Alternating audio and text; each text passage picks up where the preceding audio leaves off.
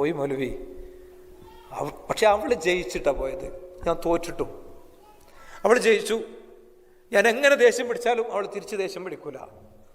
ഞാനാണെങ്കിലോ അന്നും അവളോട് നല്ലോണം പറഞ്ഞിട്ടാ പോയത്.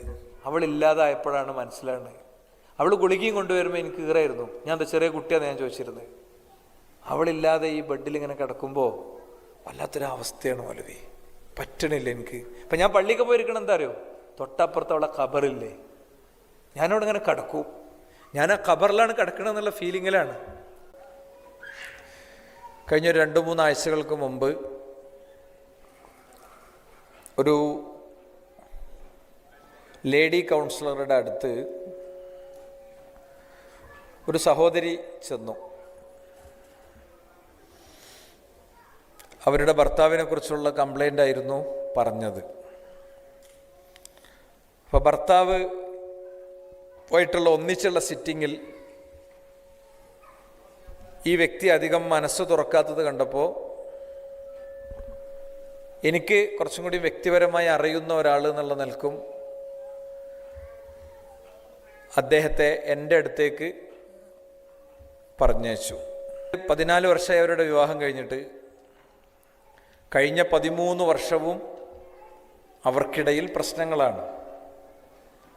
കഴിഞ്ഞ 1.5 വർഷമായിട്ട് 1.25 വർഷമായിട്ട് ഇവർ തമ്മിൽ സെക്സൽ ഇൻ്റർകോഴ്സസ് 1 ടൈം പോലും നടന്നിട്ടില്ല. അയാളുടെ ഉമ്മാൻ്റെ അടുത്ത് ഉറങ്ങുന്നു, ഉമ്മാനെ സംരക്ഷിക്കുക, ഉമ്മാക്ക് സഹായി എന്നുള്ള നിലക്ക്. അയാൾക്കിത് ആവശ്യമായിട്ടല്ല. അവൾ അവളുടെ റൂമിൽ ഉറങ്ങുന്നു, അവർക്കും ഇത് ആവശ്യമില്ലാഞ്ഞിട്ടല്ല. രണ്ടാളെയും കുറിച്ചുള്ള പരാതി ഒരു ഭർത്താവിൽ നിന്ന് മാത്രം കിട്ടേണ്ട കാര്യം എനിക്ക് കിട്ടണില്ല. തിരിച്ച് ഭർത്താവിൻ്റെ പരാതി ഒരു ഭാര്യയിൽ നിന്ന് കിട്ടേണ്ടത് മാത്രം എനിക്ക് കിട്ടണില്ല. ഇതാണ് അവരുടെ പരാതിയുടെ മർമ്മം. ഞാൻ പറയുന്നത് ഇതുപോലത്തെ 100 അനുഭവങ്ങളുടെ തീവ്രമായ പശ്ചാത്തലത്തിലൂടെയാണ് വ്യക്തികൾ പലപ്പോഴും കടന്നു പോകുന്നത്. പിന്നെ അവരുടെ അഭിമാനം, അതുപോലെ തന്നെ മക്കൾ, മതബോധം, തറവാട്, കുടുംബം, സാഹചര്യം, പ്രൊഫഷൻ, ഇങ്ങനെയുള്ള കുറേ കാരണങ്ങൾ കൊണ്ട് നിയമപരമായി ആളുകൾ വേർപിരിയുന്നില്ല എന്ന് മാത്രം. സന്തോഷകരമല്ല പലപ്പോഴും കുടുംബങ്ങളിലെ സാഹചര്യങ്ങൾ. കൂടുമ്പോൾ ഇമ്പമുള്ളതാണ് കുടുംബമെങ്കിൽ കൂടുമ്പോൾ ഒട്ടും താല്പര്യമില്ലാത്തതായി അത് മാറുന്ന ഒരു സാഹചര്യം യഥാർത്ഥത്തിൽ നമ്മുടെ സാമൂഹിക പശ്ചാത്തലത്തിൽ കൂടുതൽ ശക്തമായി വളർന്നുകൊണ്ടിരിക്കുന്നു എന്നുള്ളത് ഒരു യാഥാർത്ഥ്യമാണ്. അതിലെപ്പോഴും വില്ലനായി വരുന്നൊരു പ്രധാന ഭാഗം എന്ന് പറയുന്നത് അവരുടെ പ്രൈവറ്റ് സ്പേസിലെ കാര്യങ്ങളിൽ അതിർത്തികൾ കടക്കുന്നു എന്നുള്ളത് തന്നെയാണ്. ഞാൻ ഏറെ വേദനയോടുകൂടി ഓർക്കുന്നൊരു കാര്യം, ഒരു സഹോദരി, അവർക്ക് ഒരു ലൈംഗികമായൊരു രോഗം വരുന്നു.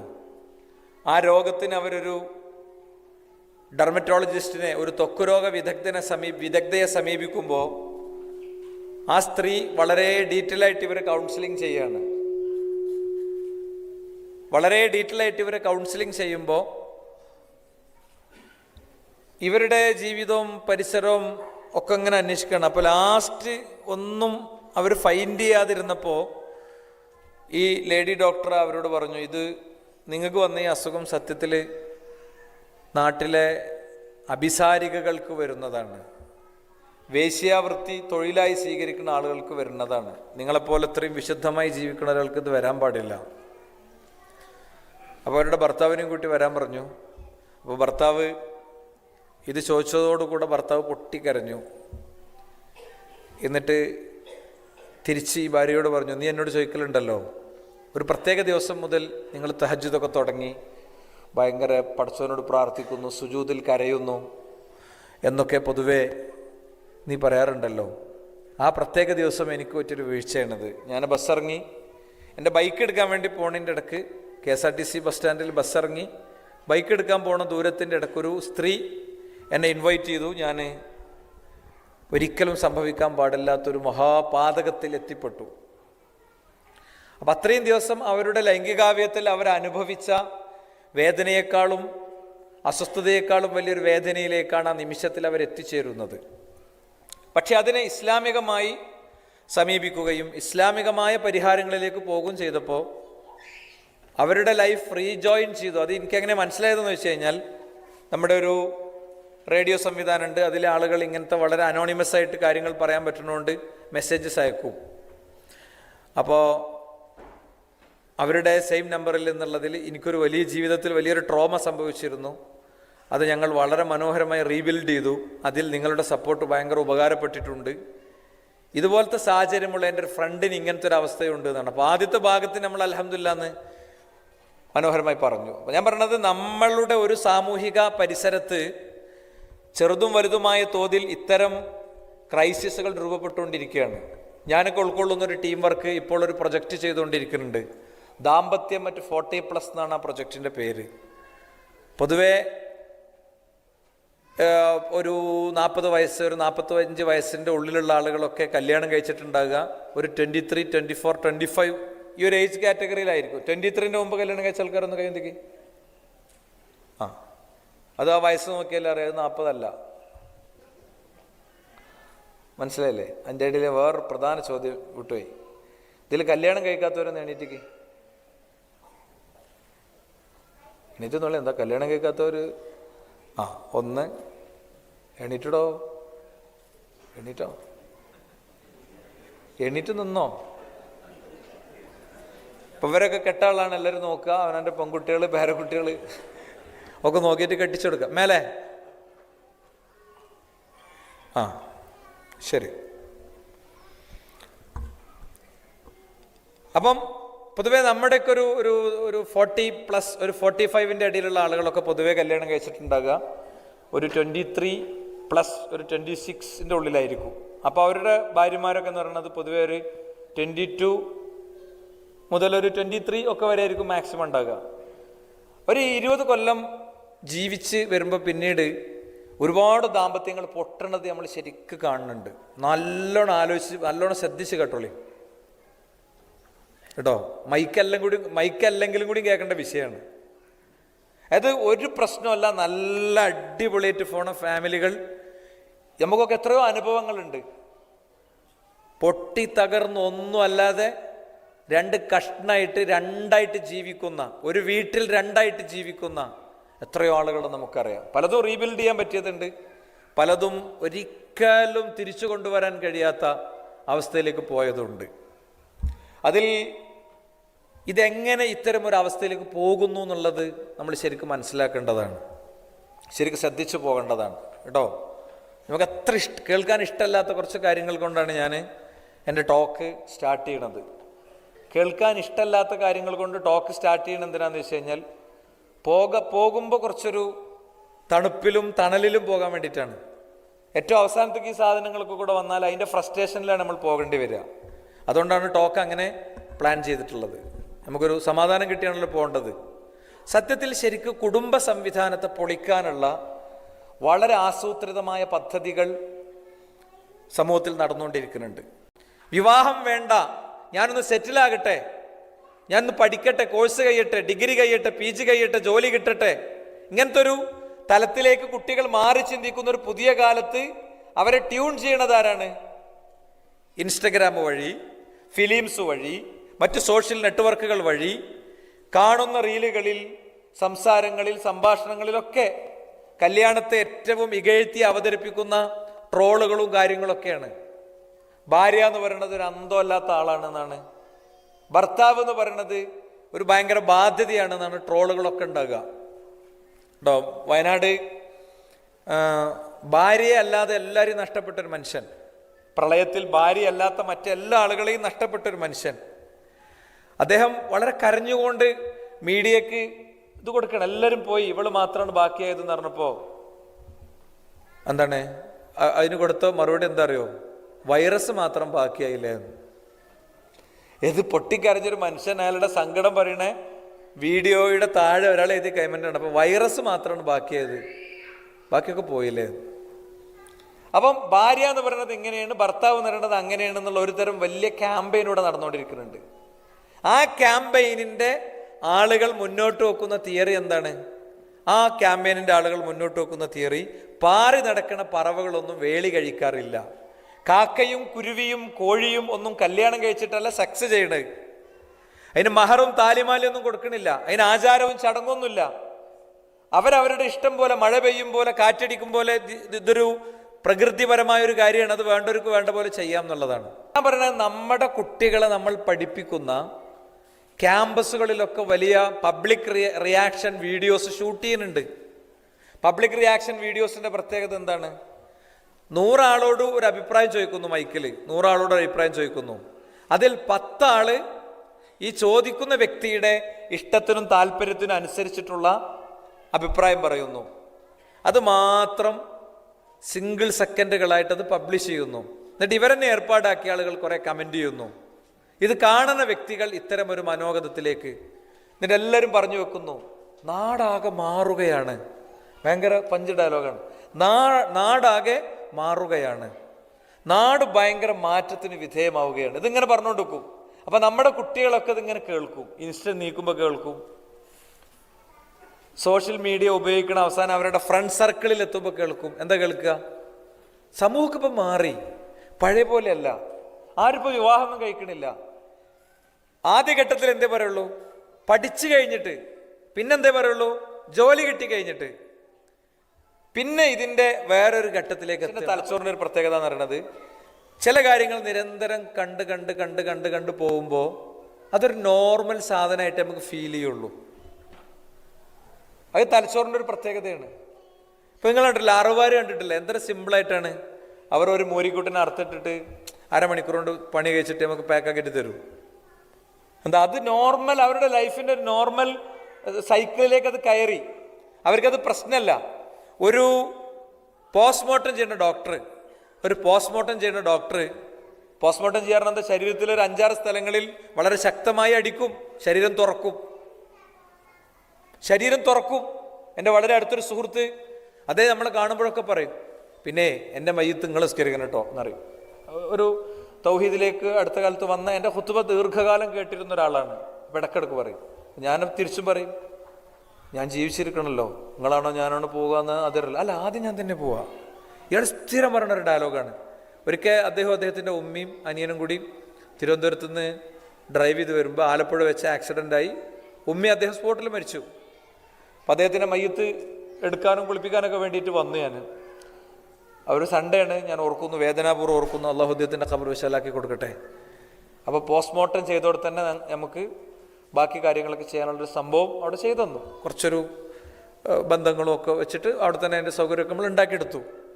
അപ്പോൾ ഈ പോസ്റ്റ്മോർട്ടത്തിന് ഉപയോഗിച്ച സാധനങ്ങളോടെ കണ്ട് ഞാൻ ചോദിച്ചു, ഇവരങ്ങൾ ഇതുകൊണ്ടാണോ ചെയ്തതെന്ന് ചോദിച്ചു.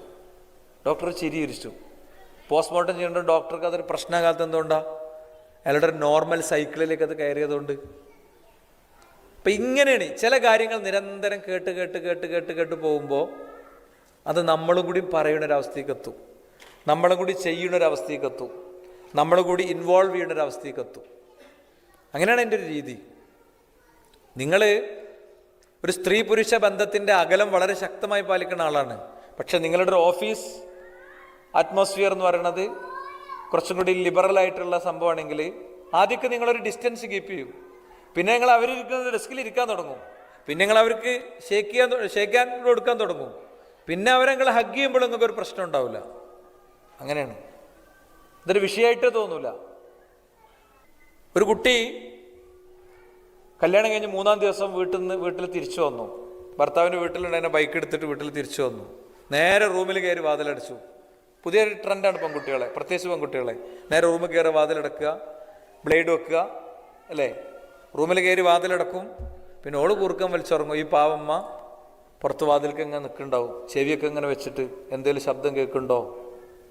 നമ്മൾക്ക് എത്രയോ തവണ മാതാപിതാക്കൾ പൊട്ടിക്കരഞ്ഞു പറയുന്ന അനുഭവം വ്യക്തിപരമായി ഞാൻ കേട്ടിട്ടുണ്ട്. ഒരു കൊറ്റ എന്ത് ചെയ്താൽ മതി, പിന്നെ ഇമ്മ അസ്വസ്ഥയാണ്, എണീറ്റ് പോയി നോക്കുന്നു, ജനലിൽ കൂടെ നോക്കുന്നു, അവൾ ഉറങ്ങുന്നുണ്ടെന്ന് ഉറപ്പുവരുത്തുന്നു, രാത്രി മുഴുവൻ ഉറങ്ങാതെ. അപ്പൊ ഈ ഉമ്മ വാതിലൊക്കെ തട്ടി വിളിച്ചു, അവൾ തുറക്കണില്ല. അപ്പോൾ അവളുടെ ഇത്താത്തമാർ വന്നു, വാതിലൊക്കെ തുറന്നു, സംസാരിച്ചപ്പോൾ പറഞ്ഞു അയാളൊരാണല്ല. അപ്പോൾ എല്ലാവരും പറഞ്ഞു അയാൾ അങ്ങനെ ആണല്ല എന്ന് പറഞ്ഞാൽ ഒരു ജനറേഷനെ മനസ്സിലാക്കുക എന്താ, മനസ്സിലായില്ലേ നിങ്ങൾക്ക് എന്താണെന്ന്? ഒരു പ്രത്യേക ജനറേഷനെ മനസ്സിലാക്കുക എന്താ? അവളുടെ ബെഡ് അവൾക്ക് വൃത്തിക്ക് ചെയ്തു കൊടുക്കാൻ പറ്റിയ ഒരു ആളല്ല എന്നാണ് മനസ്സിലാക്കുക. അങ്ങനെയാണെങ്കിൽ മോള് പോകണ്ട, അതിനെന്താ.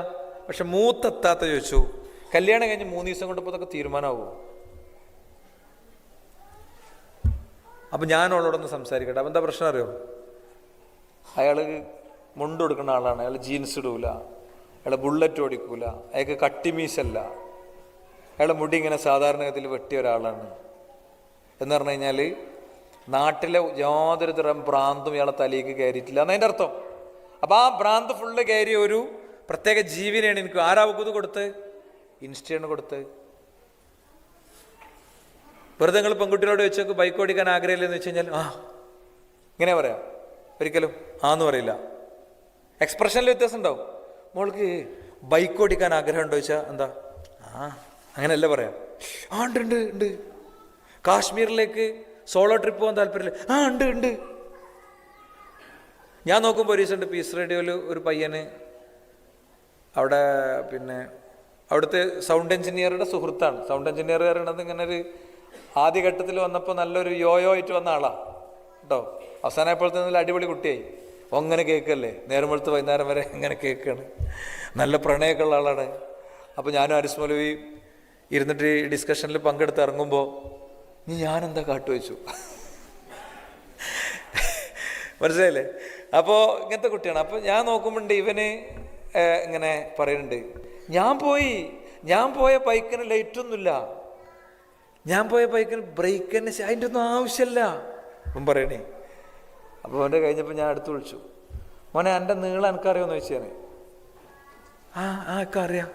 നിങ്ങളെ അവിടുത്തെ പള്ളിൻ്റെ അവിടുത്തെ മുഅദ്ദിൻ്റെ ഖബർ കുഴിക്കണ ആളെ നമ്പറൊക്കെ എൻ്റെ അടുത്തില്ലേന്ന് ചോദിച്ചു. എന്നാൽ ജിഞ്ഞി പോണിൻ്റെ മുമ്പ് ആ ഖബറൊന്ന് കുത്തിടാൻ പറഞ്ഞുകൊണ്ട് പറഞ്ഞു കേട്ടോ. ഏതായാലും ഈ ഫയല് റേഡിയോ കൂടെ ഓടണ്ടെന്നും പറഞ്ഞു. ഇപ്പം ഞാൻ പറയണ കുട്ടികൾ വേറൊരു തലത്തിലേക്ക് എത്തിക്കൊണ്ടിരിക്കുകയാണ്. ഇതിൻ്റെ കാരണം എന്താ? അവർക്ക് ഫീഡ് ചെയ്യപ്പെടുന്ന സാധനങ്ങൾ ഇങ്ങനെ പലതുമാണ്. ഇസ്ലാം ഈക്വാലിറ്റിനെ കുറിച്ചല്ല, ഇക്വിറ്റിനെ കുറിച്ചാണ് ഇസ്ലാം പറഞ്ഞത്. ഈക്വാലിറ്റിയും ഇക്വിറ്റിയും തമ്മിൽ വ്യത്യാസമുണ്ട്. എന്താ? ഈക്വാലിറ്റി പ്രകാരം ഇവിടെ ഒരു മതിൽ കെട്ടി, ആ മതിലിൻ്റെ ഇപ്പുറത്ത് ആൺകുട്ടിയുണ്ട് പെൺകുട്ടിയുണ്ട് എല്ലാവരും ഉണ്ട്, എല്ലാവർക്കും നിൽക്കാനുള്ള സൗകര്യം ചെയ്തു കൊടുത്താൽ മതി. നീളമില്ലാത്ത കുട്ടിക്ക് മതിലിൻ്റെ അപ്പുറത്തുള്ള കാണാൻ പറ്റില്ല. പറ്റുമോ? ഇതിപ്പോൾ ഒരു മതിലാണ്, ഇവിടെ ഞാൻ നിൽക്കുന്നുണ്ട്, ഇവിടെ ചെറിയൊരു കുട്ടി നിൽക്കുന്നുണ്ട്, അവിടെ ചെറിയൊരു കുഞ്ഞിനെ കിടത്തിയിട്ടുണ്ട്. എന്താണ് തുല്യത പ്രകാരം എന്താ വേണ്ടേ? എല്ലാവർക്കും അവരുടെ റൈറ്റ് കൊടുത്തിട്ടുണ്ട്. എന്നാൽ ഇക്വിറ്റി പ്രകാരം എന്താണ്? ആ കാണാത്ത കുട്ടീനെ എടുത്ത് പൊക്കണം, എന്നിട്ട് കാണിച്ചു കൊടുക്കണം. അപ്പം ഇസ്ലാം മുന്നോട്ട് വെക്കുന്നത് ഇത്തരം വിഷയങ്ങളിൽ സ്ത്രീക്കും പുരുഷനും അനുഗുണമായിട്ടുള്ളൊരു ഒരു തരം ഫ്രെയിമാണ്. ഇത് കുടുംബരംഗത്ത് മാറ്റി എഴുതാനുള്ള ബോധപൂർവമായ ശ്രമം എങ്ങനെ നടക്കണേ? ഗെയ്സ് എന്ന് പറഞ്ഞു വരുന്ന കുറേ പെണ്ണുങ്ങളുണ്ട്. ഓര് എന്തിനാ വരിക എന്ന് വെച്ച് കഴിഞ്ഞാൽ മറ്റേ കണ്ണൂരിലെ മുട്ടമാലിയും മുട്ട ബജിയൊക്കെ ഉണ്ടാക്കാനാണ് വരിക. അതിൻ്റെ ഇടയിൽ കൂടെ അതിങ്ങനെ കയറ്റും. പിന്നെ ഞാനും ഏട്ടനൊക്കെ തുല്യം തന്നെയല്ലേ. അപ്പോൾ ഏട്ടൻ എന്ത് ചെയ്യും? ഇതൊക്കെ കഴുകിത്തരും, ഇതാക്കി തരും അല്ലേ. നമ്മളിതിങ്ങനെ തലയിൽ എടുക്കും, സ്ത്രീകളിങ്ങനെ യെസ് വണ്ടർഫുൾ ഇതിങ്ങനെ തലയിൽ എടുക്കും. എന്നിട്ട് ഇതുകൊണ്ടാണ് പിന്നെ എന്ത് ചെയ്യുക? അഭിമുഖീകരിക്കാൻ വേണ്ടി നിൽക്കുക. ഇതാണ് നമ്മളെ കുട്ടികൾ കാണുക. നമ്മുടെ കുട്ടികൾ കാണുക. എന്താ? സ്വാതന്ത്ര്യമില്ല, പെണ്ണിന് സ്വാതന്ത്ര്യമില്ല. മുസ്ലിം സ്ത്രീക്ക് സ്വാതന്ത്ര്യം വാങ്ങിക്കൊടുക്കാൻ എത്രങ്ങാനും ഓൺലൈൻ ആങ്ങളമാരെ അറിയോ? നമ്മളെ പ്രധാനമന്ത്രി തൊട്ട് എല്ലാവരും ഇറങ്ങിക്കാണ്, മൊത്തം ടീമിൻ്റെ ഇറങ്ങിക്കാണ് മുസ്ലിം സ്ത്രീകൾക്ക് സ്വാതന്ത്ര്യം വാങ്ങിക്കൊടുക്കാൻ. അവർ വാങ്ങിക്കൊടുക്കുന്ന സ്വാതന്ത്ര്യത്തിൻ്റെ എൻഡാണ് ഞാൻ നിങ്ങളോട് പറയണത്. അവർ വാങ്ങിക്കൊടുക്കുന്ന സ്വാതന്ത്ര്യമാണിത്. എന്നാൽ മുസ്ലിം കുടുംബങ്ങളിൽ ഇസ്ലാമിക നിയമങ്ങൾക്ക് അപ്പുറത്ത് നടക്കുന്ന അനീതികൾ ഉണ്ട്.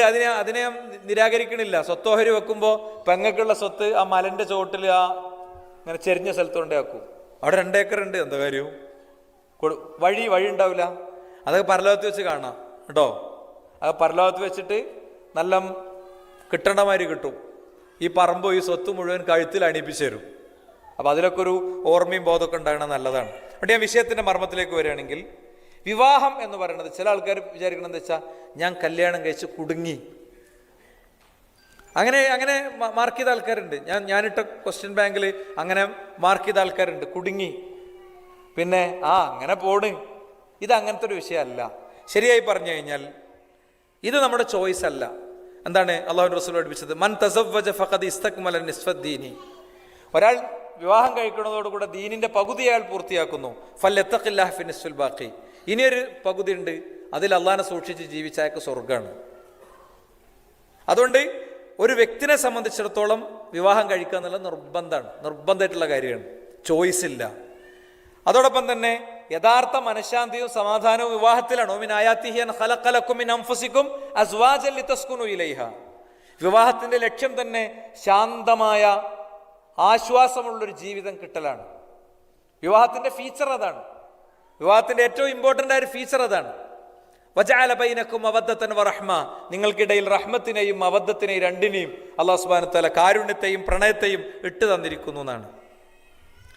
അപ്പൊ അത് പലപ്പോഴും എന്താ വിഷയം എന്ന് വെച്ച് കഴിഞ്ഞാൽ നമുക്കിടയിൽ പിണക്കങ്ങളും പ്രശ്നങ്ങളൊക്കെ ഉണ്ട്. അത് ഇസ്ലാം മുന്നോട്ട് വെക്കുന്ന വിവാഹം എന്നുള്ള സിസ്റ്റത്തിന്റെ പ്രശ്നമല്ല.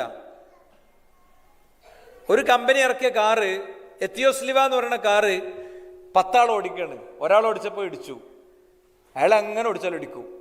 അപ്പൊ ആ കാറിന്റെ കുഴപ്പമല്ലേ, ബാക്കി 9 ആളും വൃത്തിക്ക് ഓടിക്കുന്നുണ്ട്. അയാൾ ആ കാർ ഓടിക്കുന്നിടത്ത് എന്തോ പ്രശ്നമുണ്ട്. അതാ സിസ്റ്റത്തിന്റെ പ്രശ്നമല്ല, അയാളുടെ പ്രശ്നമാണ്. എന്റെ പ്രശ്നം എന്താണെന്നുള്ളത് തിരിച്ചറിയാൻ പറ്റണം. അത് തിരിച്ചറിയാൻ പറ്റും കേട്ടോ. അതെന്തായാലും പറഞ്ഞിട്ട് നമ്മൾ പിരിയുള്ളൂ. ഐഡന്റിഫൈ ചെയ്യാൻ പറ്റും. ഞങ്ങൾ തമ്മിൽ എന്തുകൊണ്ടാണ് വഴക്ക് എന്നുള്ളത് ഐഡന്റിഫൈ ചെയ്യാനുള്ള ചില ട്രിക്സ് ആൻഡ് ടിപ്സ് ഉണ്ട്, നമുക്ക് പറഞ്ഞു നോക്കാം കേട്ടോ. ശരി. അപ്പോൾ നമ്മളെ സംബന്ധിച്ചിടത്തോളം നമ്മളൊക്കെ ഒരു ജീവിത പരിസരത്ത് നമ്മൾ കാണുന്ന കുറേ നല്ല എക്സാമ്പിൾസ് ഉണ്ട്. എനിക്ക് വളരെ അടുത്ത ബന്ധമുള്ളൊരു സുഹൃത്ത്, അദ്ദേഹം മാരകമായ രോഗം ബാധിച്ച് മരണശയ്യയിൽ കിടക്കുമ്പോൾ അദ്ദേഹത്തെ പോയി കണ്ടു. അദ്ദേഹത്തിൻ്റെ ഭാര്യൻ്റെ വിശേഷമൊക്കെ ചോദിച്ചു. അപ്പം അദ്ദേഹം ഇങ്ങനെ പാതി ചിരിച്ച് കണ്ണ് നിറഞ്ഞിട്ട് എന്നോട് പറഞ്ഞു, ഞാൻ കഴിഞ്ഞ ദിവസം അവളോട് ചോദിച്ചു, നമ്മൾ തമ്മിലുള്ള സെക്സ് നടന്നിട്ട് എത്ര കാലമായി, നീ ഭയങ്കര ചെറുപ്പല്ലേ. അപ്പം അതിനവർ കൊടുത്ത ഉത്തരം എന്താ അറിയോ? അതിനവർ കൊടുത്ത ഉത്തരം, നിങ്ങളുടെ തളർന്നു തൂങ്ങിയ ചുണ്ടിൽ വായിലേക്ക് ഇങ്ങനെ കഞ്ഞി കോരിത്തരുമ്പോൾ എനിക്ക് കിട്ടുന്ന ഒരു സുഖമുണ്ട്, പുതപ്പിൻ്റെ ഉള്ളിലെ ശാരീരിക ബന്ധത്തിന് കിട്ടണില്ലേറെ വലിയൊരു സമാധാനം സുഖം എനിക്ക് കിട്ടുന്നുണ്ട്. എനിക്ക് നിങ്ങളെങ്ങനെ കുറച്ച് ദീർഘകാലം കിട്ടിയാൽ മതി, ഇങ്ങനെ കിട്ടിയാൽ മതി, ഈ രോഗം പോലും മാറണ്ട. ഈ രോഗം മാറൂല എന്ന് ഡോക്ടർമാർ പറഞ്ഞാണ്. ഇനി ഇത് പിന്നെ പടച്ചോ മാറ്റിയാൽ മാറുമെന്ന് വേറെ കാര്യം. എന്നാൽ പോലും ഇങ്ങനെ കിട്ടിയാൽ പോലും ഞാൻ ഓക്കെ ആണെന്നാണ്. അത് പ്രൊഫൈൽ പിക്ചർ നോക്കിയും കട്ടിമീശ നോക്കിയും അതുപോലെ തന്നെ ബാങ്ക് ബാലൻസ് നോക്കിയും കല്യാണം കഴിച്ചുകൊണ്ടൊന്നും ഉണ്ടാവില്ല. അത് കെട്ടിനോടത്ത് പയക്കണാണ്, കെട്ടിനോടത്ത് പയക്കണാണ്. ഇനി കെട്ടിയെടുത്ത് പയച്ചു, അതാണാണെങ്കിലും പെണ്ണാണെങ്കിലും ഒക്കെ. കെട്ടിനോടത്ത് എന്ന് പറയുമ്പോൾ വേറൊരു പെണ്ണിനെ കെട്ടണമെന്ന് വിചാരിക്കേണ്ട, തിരിച്ചും അവിടെ പയക്കണാണ്. അവിടുത്തെ മാനദണ്ഡങ്ങൾ പയക്കണതാണ് കേട്ടോ. നമ്മളായിട്ട് ഇനി നമ്മളെ മക്കളെ കെട്ടിക്കുമ്പോൾ പയക്കാതെ നോക്കുക എന്നുള്ളതിൽ വളരെ പ്രധാനപ്പെട്ട ഒരു കാര്യമാണ്. മാത്രമല്ല ശരിയായ തവക്കുലുണ്ടായില്ലേ. അള്ളാഹുവിൻ്റെ റസൂലിന്റെ സദസ്സിൽ വന്ന് ഒട്ടകത്തെ കെട്ടിടാതെ വന്നിരുന്ന മനുഷ്യനോട് എന്താ പ്രവാചകൻ പറഞ്ഞ്? പ്രവാചകൻ പറഞ്ഞു, ഒട്ടകത്തെ കെട്ടിടുന്നിട്ട് തവക്കുലാക്കുന്നതാണ്. നമ്മൾ കാർക്കിച്ചു തുപ്പുന്ന കഫത്തില് രക്തത്തിന്റെ കണ്ടന്റുകൾ കണ്ടു തുടങ്ങുന്ന സമയത്ത് ഈ വാരിയലിൻ്റെ ഇതിൽ അങ്ങനെ ചേർത്ത് പിടിച്ചിട്ട് സാരില്ലടി നമുക്ക് ഡോക്ടറെ കാണാം എന്ന് പറയാൻ ഒരാളുണ്ടാവുമ്പോൾ വാപ്പാക്കും ഉമ്മാക്കും ആങ്ങളക്കും വേറെ ആർക്കും നൽകാൻ കഴിയുന്നതിലേറെ വലിയൊരു സമാധാനം അവിടെ നൽകാൻ കഴിയുന്നുള്ള കാര്യം ഉറപ്പാണ്. വളരെ പ്രായം ചെന്ന ചില ആളുകളുടെ ചില വീഡിയോസൊക്കെ ഭയങ്കര കാണാറുണ്ട്, യൂട്യൂബിലൊക്കെ കാണും. എന്താ വളരെ പ്രായം ചെന്നിട്ടുണ്ടാവുന്നാലും ഭക്ഷണമൊക്കെ അങ്ങനെ വായിലേക്ക് വെച്ചുകൊടുക്കണേ വയോധികരായ മനുഷ്യരെ നമ്മൾ പലപ്പോഴും കാണുന്നുണ്ട്. വയോധികരായ മനുഷ്യരെ തൻ്റെ 20-22 വയസ്സിൽ ഭാര്യ കിടപ്പ് രോഗിയായിട്ട് 70 വയസ്സ് വരെ 70ാമത്തെ വയസ്സ് മൂപ്പർക്കാവുമ്പോൾ ഭാര്യ മരിച്ച് പിരിഞ്ഞ ഒരാൾ എനിക്കറിയാം. ഞാൻ മൂപ്പരോട് ഇങ്ങനെ ചോദിച്ചു, നിങ്ങളോട് ആരും കല്യാണം കഴിക്കണമെന്ന് പറഞ്ഞില്ലേ ദീർഘമായ കാലം? മൂപ്പര് പറഞ്ഞു, എങ്ങനെ മൗലവി, അവളിവിടെ ഇങ്ങനെ വെയ്യാതെ കിടക്കുമ്പോൾ പിന്നെ എങ്ങനെ? അവൾ എന്നെ ഭയങ്കരമായി നിർബന്ധിച്ചു. ഇനി പ്രായമാകുമ്പോൾ നിങ്ങൾ ഇടങ്ങാറാകും, ഞാനും ഇടങ്ങാറാകും, കാര്യങ്ങളൊക്കെ പറഞ്ഞ് നമുക്കൊരാളെ കൊണ്ടുവന്നൂടെ എന്ന് എന്നോട് അവൾ പലവരും ചോദിച്ചതാണ്. ഇത് ഹൃദയത്തിൻ്റെ ഉള്ളിൽ പടച്ചോൻ തരേണ്ട ഒരു വലിയ സംഭവമാണ്. ഹൃദയത്തിൻ്റെ ഉള്ളിലേക്ക് പടച്ചോൻ ഇട്ടേരേണ്ടതാണ്. അത് ഈ പൈസയൊക്കെ കൊടുക്കണമാതിരി തന്നെ കൊടുക്കുക. ചില ആളുകൾക്ക് നല്ല പൈസ ഉണ്ടാവും, ആരോഗ്യം കൊടുക്കണ പോലെ പൈസ കൊടുക്കണ പോലെ ഒക്കെ തന്നെയാണ് ഈ മവദ്ദത്തും റഹ്മത്തും പടച്ചോൻ കൊടുക്കുക. ശ്വാസം കൊടുക്കണ പോലെ തന്നെയാണ് ഇത് കൊടുക്കുക. കൃത്യമായി പറഞ്ഞു കഴിഞ്ഞാൽ അത് കിട്ടാനുള്ള ചില വഴികളുണ്ട്, ആ വഴികൾ നമ്മൾ നോക്കണമെന്ന് മാത്രം. അപ്പോൾ ഇങ്ങനെ ധാരാളം കാര്യങ്ങൾ ഈ വിഷയത്തിൽ നമ്മളെ സംബന്ധിച്ചിടത്തോളം പറയാൻ പറ്റും. അപ്പോൾ ഇവിടെ നമ്മൾ ചില അടിസ്ഥാനങ്ങൾ ഉൾക്കൊള്ളണം. ഞാൻ അത്തരം ചില കാര്യങ്ങളിലേക്ക് പോകാം. ആ അടിസ്ഥാനം എന്താ? പെൺകുട്ടികളോട് പറയാണ്, അതുകൊണ്ട് വിവാഹത്തിന് സമയമായാൽ ആൺകുട്ടികളോടത് വല്ലാതെ പറയേണ്ടതില്ല, പൊതുവേ നടന്നോളൂ. വെറുതെ ഡയലോഗ് പറഞ്ഞ് നിൽക്കരുത്. നല്ല ബന്ധങ്ങൾ വന്നാൽ കല്യാണം നടത്തുക. കല്യാണം നടത്തുമ്പോൾ നിങ്ങളെ പഠനവും കോഴ്സൊക്കെ ഡീറ്റെയിൽ ആയിട്ട് പറയാം. പഴയ ആ പെണ്ണ് കാണൽ പരിപാടിയൊക്കെ ക്ലോസ് ചെയ്തിട്ടുണ്ട്. ഇപ്പം നമ്മൾ ഈ വിവാഹപ്രായം എത്തിയ പെൺകുട്ടികൾക്ക് വേണ്ടിയിട്ടും ആൺകുട്ടികൾക്ക് വേണ്ടിയിട്ടൊക്കെ ചില കോഴ്സസൊക്കെ നടത്താറുണ്ട്. അവിടെയൊക്കെ ചെല്ലുമ്പോൾ നമ്മളൊക്കെ കൃത്യമായിട്ട് പറയും, നല്ല പച്ചക്ക് പറയും. വേറെ ആരും ഒരു മാലത്തിലല്ലേ നിൽക്കണുള്ളൂ കേട്ടോ. ഇവിടെ അങ്ങനെ വല്ല പച്ചക്ക് പറയാൻ പറ്റൂല. എന്താ പണ്ടത്തെ ഒരു പെണ്ണ് കാണുന്ന രീതി എന്താ? എൻ്റെ പേരെന്താ? പേര് കുഞ്ഞിപ്പത്തു. ഇജെന്ത് പഠിച്ചു? ഞാൻ എന്നെ പഠിച്ചു. എത്ര മാർക്ക് ഉണ്ടായിരുന്നു? കഴിഞ്ഞു. എൻ്റെത് കഴിഞ്ഞു. ഒരു ടെക്സ്റ്റൈൽസ് പോയിട്ട് ഒരു ഡ്രസ്സ് എടുക്കുമ്പോൾ, ഇതേ പെണ്ണിന് വേണ്ടിയിട്ട് ഡ്രസ്സ് എടുക്കുമ്പോൾ ആദ്യത്തെ ടെക്സ്റ്റൈൽസിൽ മൊത്തം തിരഞ്ഞിട്ട് കിട്ടായിട്ട്, രണ്ടാമത്തേൽ കാണായിട്ട്, മൂന്നാമത്തേന്ന് സാധനം കിട്ടൂല എന്ന് ഉറപ്പായപ്പോൾ നാലാമത്തേക്ക് പോയിക്കാണ്. ഇപ്പോൾ ഒരു ഡ്രസ്സ് കല്യാണ ദിവസം എടുക്കുന്ന ഡ്രസ്സ് അങ്ങനെ തരും. എന്നാലോ ആ പെണ്ണിനോട് ചോദിക്കേണ്ട കുറച്ച് ചോദ്യങ്ങളുണ്ട്, ആ ആണിനോട് തിരിച്ചു ചോദിക്കേണ്ട കുറച്ച് ചോദ്യങ്ങൾ. അതൊന്നും ചോദിക്കൂല, അതൊന്നും പറയില്ല, അതിനുള്ള അന്തരീക്ഷം ഒരുക്കൂല. ഒന്നുമില്ല, ഇത് കാണണമെങ്കിൽ തന്നെ എന്താ വെച്ചാൽ 100 ആളെയൊക്കെ കാണുന്ന ടീമൊക്കെ ഉണ്ട്. എന്താ കാര്യം? ആണ് പോകലാണ്, കാണലാണ്. ഒരു ബാക്ക്ഗ്രൗണ്ട് സ്റ്റഡി ഉണ്ടാവില്ല. നമ്മളൊരു കമ്പ്യൂട്ടർ വാങ്ങുമ്പോൾ ഇനി ഇത്ര റാം വേണം, ഇന്ന കോൺഫിഗറേഷൻ വേണമെന്നൊക്കെ നമുക്കൊരു പ്ലാൻ ഉണ്ടാവും. ഞാനൊരു കല്യാണം കഴിക്കുമ്പോൾ ഒരു സ്ത്രീ ഒരു പുരുഷനെ സ്വീകരിക്കുമ്പോൾ എനിക്ക് എന്തു വേണമെന്നുള്ളൊരു കാഴ്ചപ്പാട് വേണ്ടേ? അതിൽ തന്നെ കോംപ്രമൈസ് ചെയ്യാൻ പറ്റാത്ത പോയിന്റ്സ് എന്താണ്, കോംപ്രമൈസ് ആകാവുന്ന പോയിന്റ്സ് എന്താണ്? ഉദാഹരണം പറഞ്ഞാൽ, അവള് കണ്ട ചങ്ങായിക്ക് പല്ല് കുറച്ച് പൊന്തിയിട്ടാണ്. അതൊന്നുമില്ല, ഒരു ഡെന്റൽ ഡോക്ടറെ അടുത്ത് കൊണ്ടുപോയിട്ട് കമ്പിട്ടാൽ തീരുന്ന കേസുള്ളൂ. പക്ഷെ അവൻ്റെ ഉള്ളിലുള്ള സാധനങ്ങൾ ഫങ്ഷനിങ്സ് ഉണ്ട്, ഈമാൻ, ഇഖ്ലാസ് എന്നൊക്കെ പറയുന്ന സാധനം. ആ സാധനം അങ്ങനെ പല്ല് ഡോക്ടറെ അടുത്ത് കൊണ്ടുപോയാൽ കിട്ടൂല. അപ്പൊ നമ്മുടെ കുട്ടികൾക്ക് നമ്മൾ നല്ല വെളിച്ചം കൊടുക്കണം, കൃത്യമായ കാഴ്ചപ്പാട് കൊടുക്കണം. അല്ലെങ്കിൽ റിയൽ ജീവിതങ്ങളായി വിചാരിച്ചു നോക്കൂ. റിയൽ ജീവിതങ്ങളായിട്ട് പരിണമിക്കണ കാലത്താണ് നമ്മൾ ജീവിക്കുന്നത്. ഒക്കെ അങ്ങനെയാണ്. എല്ലാം അങ്ങനത്തെ ഒരു വൈബ് എന്ന് പേരിടുന്നതോടുകൂടെ കണ്ടിട്ടില്ല നിങ്ങൾ? 4 മറ്റേ ലൈറ്റും ഒരു സാധനവും കുറച്ച് ഒച്ചയും വിളി ഉണ്ടായി അവിടെ അങ്ങനെ ക്യൂ നിൽക്കും, ഇടിച്ചിങ്ങനെ നിൽക്കും. എന്തേ ഉള്ളൂ? അവിടെ സോഡയിലേക്ക് എന്ത് ചെയ്തിട്ടുണ്ടാവും? നാട്ടിൽ കിട്ടണ ഒക്കെ മുറിച്ചിടുന്നുണ്ടാവും. എന്നിട്ട് ഓൻ ആ ഗ്ലാസ് ഒന്ന് മേലക്കണ്ട് എറിഞ്ഞിട്ട് ഒന്നും പിടിക്കുക മാത്രമേ അവിടെ ഉള്ളൂ. പക്ഷേ നമ്മളെ സമുദായം ഇങ്ങനെ ക്യൂ നിൽക്കും തിരക്കിട്ട്. എന്ന് 27 രാവിലെ ഓന് ഈ ഒരു ഇടങ്ങാറൊക്കെ ഉള്ളതുകൊണ്ട് ഇങ്ങനെ സൊഫിൽ നിന്നിട്ട് ഇങ്ങനെ സുബ്ഹാനല്ലാഹ് ഈ നിലവാരത്തിലാണ്. ഒന്ന് ഒഴിഞ്ഞിരുന്ന് ചിന്തിച്ചാൽ ഇതേപോലത്തെ കുറേ കോമഡി നമ്മളെടുത്തുണ്ടാവും. ഭക്ഷണം കഴിക്കാൻ വേണ്ടി ആ ഹോട്ടലിലേക്ക് തന്നെ തിരക്കി കയറും. എന്താ ചെയ്തിട്ടുള്ളൂ? ആ ഹോട്ടലിൻ്റെ ആള് നല്ല വൃത്തിക്ക് ആ സാധനം ഒന്ന് പ്ലാൻ ചെയ്തു, അത്ര മാത്രമേ അവിടെ ഉള്ളൂ, വേറൊന്നുമില്ല. വൃത്തിക്ക് എന്ത് ചെയ്തു? ആ ഭക്ഷണം അവിടുത്തെ ആംബിയൻസൊക്കെ ഒന്ന് പ്ലാൻ ചെയ്തു. അതിൻ്റെ അപ്പുറത്ത് പ്രത്യേകിച്ച് അവിടെ ഒന്നുമില്ല. അപ്പം ഞാൻ പറയണത്, നമ്മളെ സംബന്ധിച്ചിടത്തോളം നമ്മൾക്ക് കൃത്യമായിട്ട് ചില അടിസ്ഥാനങ്ങൾ വേണം. അപ്പം അത് കാണുന്നിടത്ത് സംസാരിക്കുന്നിടത്തൊക്കെ കുറച്ച് കാര്യങ്ങളുണ്ട്. പെൺകുട്ടികളൊക്കെ ശരിക്കും ചോദിക്കണം. എന്നിട്ട് നിങ്ങൾ അമ്മാനോട് എനിക്ക് സംസാരിക്കണം എന്ന് പറയണം. ആരേതൊക്കെ നിങ്ങളോട് പറഞ്ഞു? ഫനാർ സെൻറ്ററിൽ വന്ന് മറ്റ് ചങ്ങായി പറഞ്ഞായിരുന്നു നിങ്ങൾ ഇങ്ങൊക്കെ വിളിച്ചോട്ടെ, ഞാൻ പറഞ്ഞോണ്ട് ബാക്കി മറുപടി. പെൺകുട്ടികളോടാണ് ഞാൻ പറയണത്. എന്താണെന്നറിയോ? അയാളുടെ ഷെഫീഖ് എന്നെ കാണാൻ വന്നിരുന്നു. ഷെഫീഖിൻ്റെ ഉമ്മയല്ലേ, ഞാൻ മൂപ്പർക്ക് എന്നെ പറ്റിയിട്ടുണ്ട്. അപ്പോൾ ഞാനിങ്ങനെ കോഴ്സിന് പഠിക്കുന്ന ആളാണ്. ഞങ്ങൾ പഠിക്കണതിന് ഉമ്മാക്ക് എതിർപ്പൊന്നുമില്ലല്ലോ. വൃത്തിക്ക് ചോദിക്കണം, എന്താ പ്രശ്നം? അങ്ങനെ സറണ്ടർ ആയി കൊടുക്കേണ്ട കാര്യമൊന്നുമില്ല. ഈ ഫെമിനിസ്റ്റുകൾ പറയുന്ന കേട്ടിട്ട് ആയുസ്സിലെ നല്ല കാലം മുഴുവൻ കൊണ്ടുപോയി കളഞ്ഞിട്ട് അവസാനം ദീനുള്ള ചെറുപ്പക്കാരൊക്കെ കെട്ടിപ്പോവും. 22, 23 ആകുമ്പോഴത്തേന് നമ്മളോടൊക്കെ പറയും, പാപ്പാനോടൊന്ന് സംസാരിക്കണം, കാക്കാനോടൊന്ന് സംസാരിക്കണം. ചെറുപ്പക്കാരൊക്കെ വന്ന് പറയും. അപ്പം ഞാൻ പറയണത് ഇത് വളരെ ഭയങ്കര ഏറ്റവും റിക്വയർമെൻ്റ് ഉള്ളൊരു കാര്യമാണ്. കൃത്യമായിട്ട് ഒരുത്തം പെണ്ണ് കാണാൻ വേണ്ടി പോയ സമയത്ത് എനിക്ക് ഭയങ്കര പേടിയാണ്. ആരും പേടിക്കും കേട്ടോ. എനിക്കൊക്കെ പേടിയുണ്ടായിരുന്നു പെണ്ണ് കാണാൻ പോയപ്പോൾ. നമുക്ക് ആളുകൾ മുന്നിൽ നിന്ന് സംസാരിക്കാനൊന്നും ഭയമൊന്നും ഉണ്ടാവില്ല. അപ്പോൾ അൽഹംദുലില്ലാ മുട്ടുറക്കൊന്നുമില്ല. SSLC പ്രായം മുതൽ നമ്മൾ ഇങ്ങനത്തെ പണിയൊക്കെ എടുക്കുന്നുണ്ട്.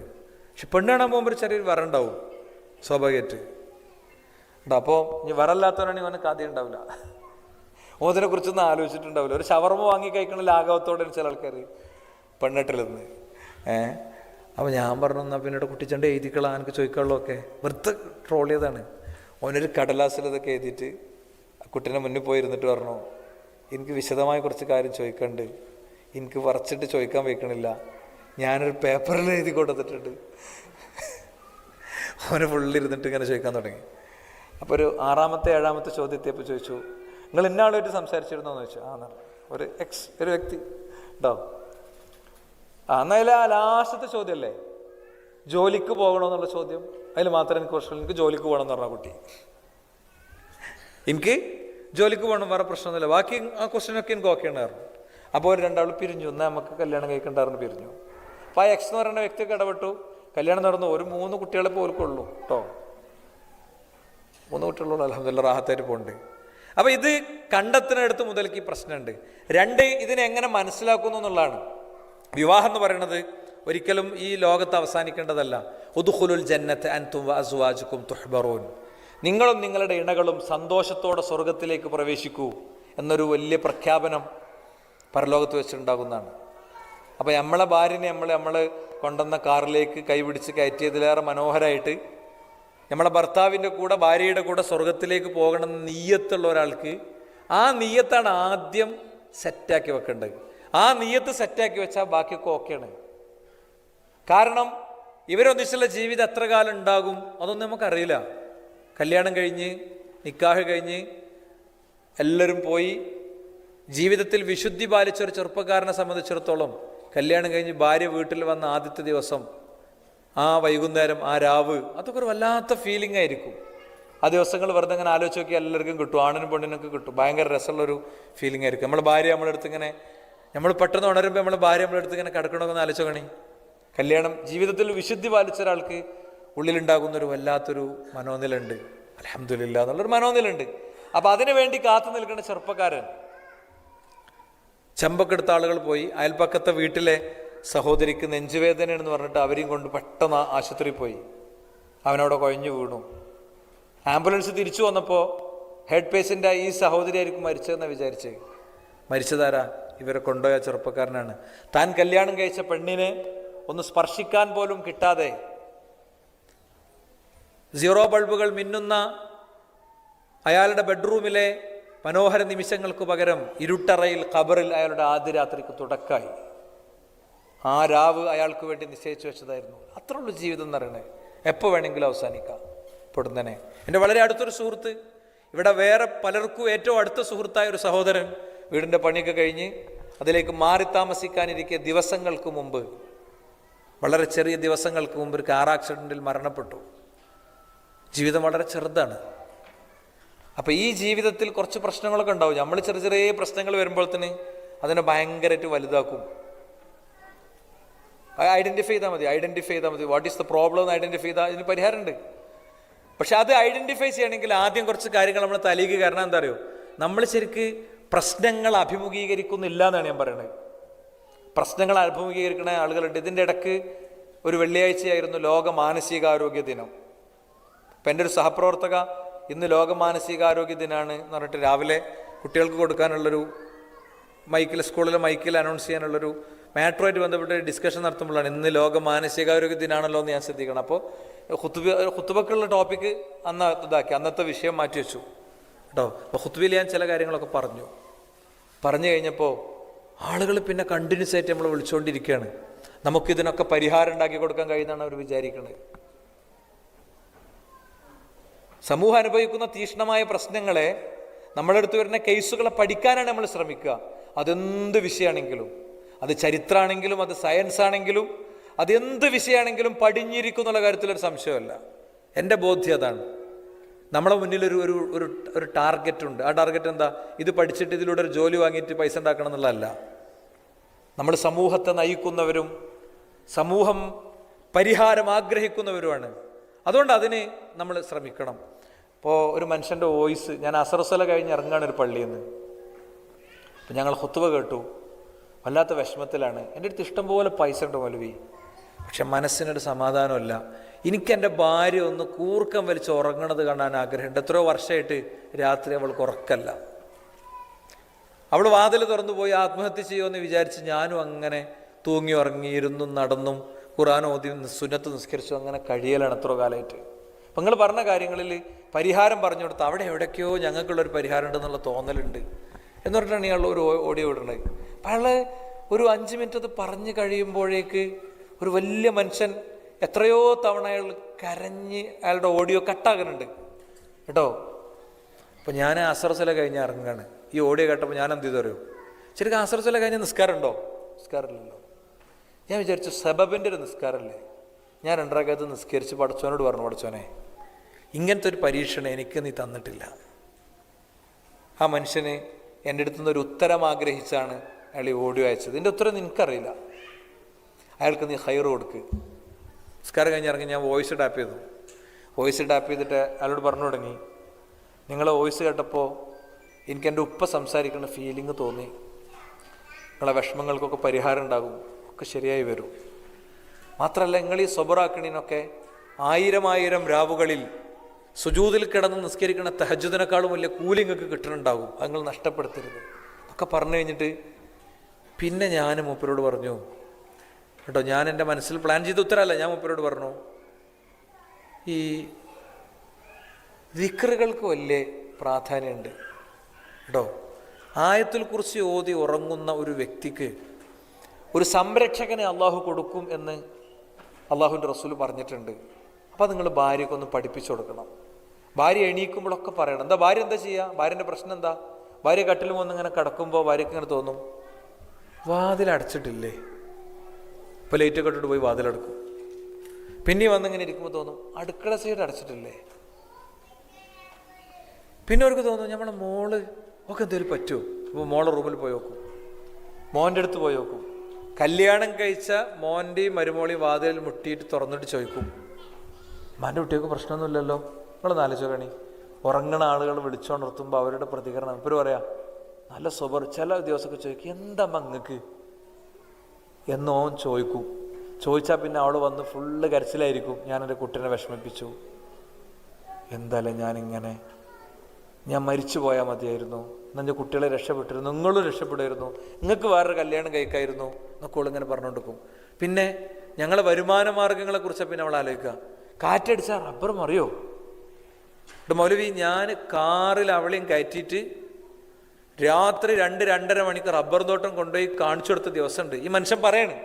അപ്പം ഞാൻ മൂപ്പരോട് പറഞ്ഞു, നിങ്ങൾ കിടക്കുമ്പോൾ എന്ത് ചെയ്യണം? കൈനോട് പിടിക്കണം. എടി നബിൻ്റെ ഹദീസ് ഉണ്ട്, മൗലവി പറഞ്ഞത് കേട്ടില്ല, ഹദീസ് വോയിസ് ഒന്നുകൂടി കേൾപ്പിച്ചു കൊടുക്കുക. ആയത്തുൽ കുർസി ഓതി ഉറങ്ങുന്ന ആൾക്ക് അള്ളാഹുവിൻ്റെ ഹിഫാദത്തുണ്ട്, അള്ളാഹിൻ്റെ സംരക്ഷണം ഉണ്ട്, ഹാഫിൽ ഉണ്ട് എന്നുള്ള സംഭവമുണ്ട്. പിന്നെ മറ്റൊന്ന്, ബിസ്മില്ലാഹില്ലദീ ലാ യദുറു മഅ ഇസ്മിഹി ഷൈഉൻ ഫിൽ അർദി വലാ ഫിസ് സമാഇ വഹുവ സമീഉൽ അലീം. ഈ ദിക്ർ പഠിപ്പിച്ചു കൊടുക്കുന്ന സ്വഹാബി, അദ്ദേഹം താബിഈ സ്ട്രോക്ക് ബാധിതനാണ്, കുഴഞ്ഞു പോയിട്ടുണ്ട് കൈ. അപ്പം അത് കേൾക്കണ ശിഷ്യന്മാരുടെ ഒരാൾ മൂപ്പരെ കയ്യുമ്മക്ക് ഇങ്ങനെ നോക്കുകയാണ്. അപ്പം അദ്ദേഹത്തിന് കൊടുത്ത ഉത്തരം എന്താ അറിയോ? എടാ ഈ ദിക്റൊക്കെ ഉണ്ടായിട്ട് എന്താ നിങ്ങൾക്ക് ഇത് വന്നു എന്ന് അതിൻ്റെ അർത്ഥം. മൂപ്പര് പറഞ്ഞു, ഞാൻ കള്ളം പറഞ്ഞിട്ടില്ല. ഇത് പറഞ്ഞു ഉസ്മാനും കള്ളം പറഞ്ഞിട്ടില്ല. പിന്നെന്താ സംഭവം? എനിക്കിത് ബാധിച്ചന്ന് ഞാൻ അത് ചൊല്ലിയിട്ടില്ല. ഞാൻ കാർ ആക്സിഡൻ്റ് ആയപ്പോഴും ഞാൻ ആലോചിച്ചു, ഞാൻ അന്ന് എല്ലാ ദിവസം നമ്മൾ ചൊല്ലും, അന്ന് ചൊല്ലിയിട്ടില്ല. പുല്ലൊരു ആക്സിഡൻറ്റ് പൊട്ടിയാണ്, അൽഹംദുലില്ലാ രക്ഷപ്പെട്ട്. അപ്പോൾ ഞാൻ പറയാൻ ശ്രമിക്കുന്നത്, ഇങ്ങനെയുള്ള കുറച്ച് കാര്യങ്ങൾ അവർക്ക് പറഞ്ഞു കൊടുത്തു. അത് നിങ്ങൾ വളരെ ബലം പ്രയോഗിച്ച് അവരോട് കിടത്തണം. മെഡിക്കേഷൻ വേറെ എടുക്കണം, ഡോക്ടറെ കാണണം. നമ്മൾ ഡോക്ടേഴ്സിൻ്റെ ഡീറ്റെയിൽ ഒക്കെ കൊടുത്തവർക്ക് ഒരു 4-5 ദിവസം കഴിഞ്ഞപ്പോൾ ഒരു വോയിസ് തന്നു എനിക്ക്. ജീവിതത്തിൽ ഞാൻ ഏറ്റവും കൂടുതൽ, നമ്മൾ പരീക്ഷയിൽ നല്ല മാർക്കിന് ജയിച്ചിട്ടുണ്ട്, ജീവിതത്തിൽ വളരെ വലിയ സന്തോഷങ്ങൾ ഉണ്ടായിട്ടുണ്ട്, അപ്പോഴൊന്നും കിട്ടാത്തൊരു ആനന്ദമാണ് ശരിക്ക് പേഴ്സണലി നമ്മൾ അനുഭവിച്ചത്. മൗലവി കഴിഞ്ഞ 2 ദിവസമായിട്ട് അവൾ നല്ല ഉറക്കമുറങ്ങി, സ്വസ്ഥമായിട്ട് ഉറങ്ങി. ഞാൻ പറയണത്, ഇങ്ങനത്തെ വല്ല അവസ്ഥ നമുക്ക് ആർക്കെങ്കിലും ഉണ്ടോ? ഇങ്ങനത്തെ അവസ്ഥയൊക്കെ വന്നു കഴിഞ്ഞാൽ ഈ ഭാര്യയും ഭർത്താവും തമ്മിലുള്ള പണക്കൊക്കെ മാറും, അതുപോലെ ലാംഗ്വേജ് ഒക്കെ മാറും, അതുപോലെ ഭയങ്കര സ്നേഹത്തിലാകും. ആകുവേ രണ്ടിലൊരാൾ മരിച്ചാൽ മതി, അപ്പോൾ ഒക്കെ ഓർമ്മ വരും. ഒരു വാപ്പ പെട്ടെന്ന് ഭാര്യ മരിച്ചപ്പോൾ മൂപ്പരൊന്നുകിൽ പള്ളിയിൽ അല്ലെങ്കിൽ റൂമിൽ, അപ്പോൾ മൂപ്പരോടൊന്ന് സംസാരിക്കണം, ഫുള്ള് വീട്ടിൽ റൂം അടച്ചിരിക്കുകയാണ് എന്നാണ്. അപ്പോൾ നമ്മൾ മൂപ്പര് പോയി കണ്ടു. മൂപ്പര് അടുത്തിരുന്ന് പറഞ്ഞു, മൗലവി ഞാൻ ഭയങ്കര ചൂടനായിരുന്നു, ഇന്ന് അവളോട് ദേഷ്യം പിടിച്ച സംസാരിക്കുക. ഇപ്പോൾ ഓരോ വാക്കും, ഞാൻ പറഞ്ഞ ഓരോ വാക്കും എനിക്കിങ്ങനെ തിരിച്ചു വരികയാണ്.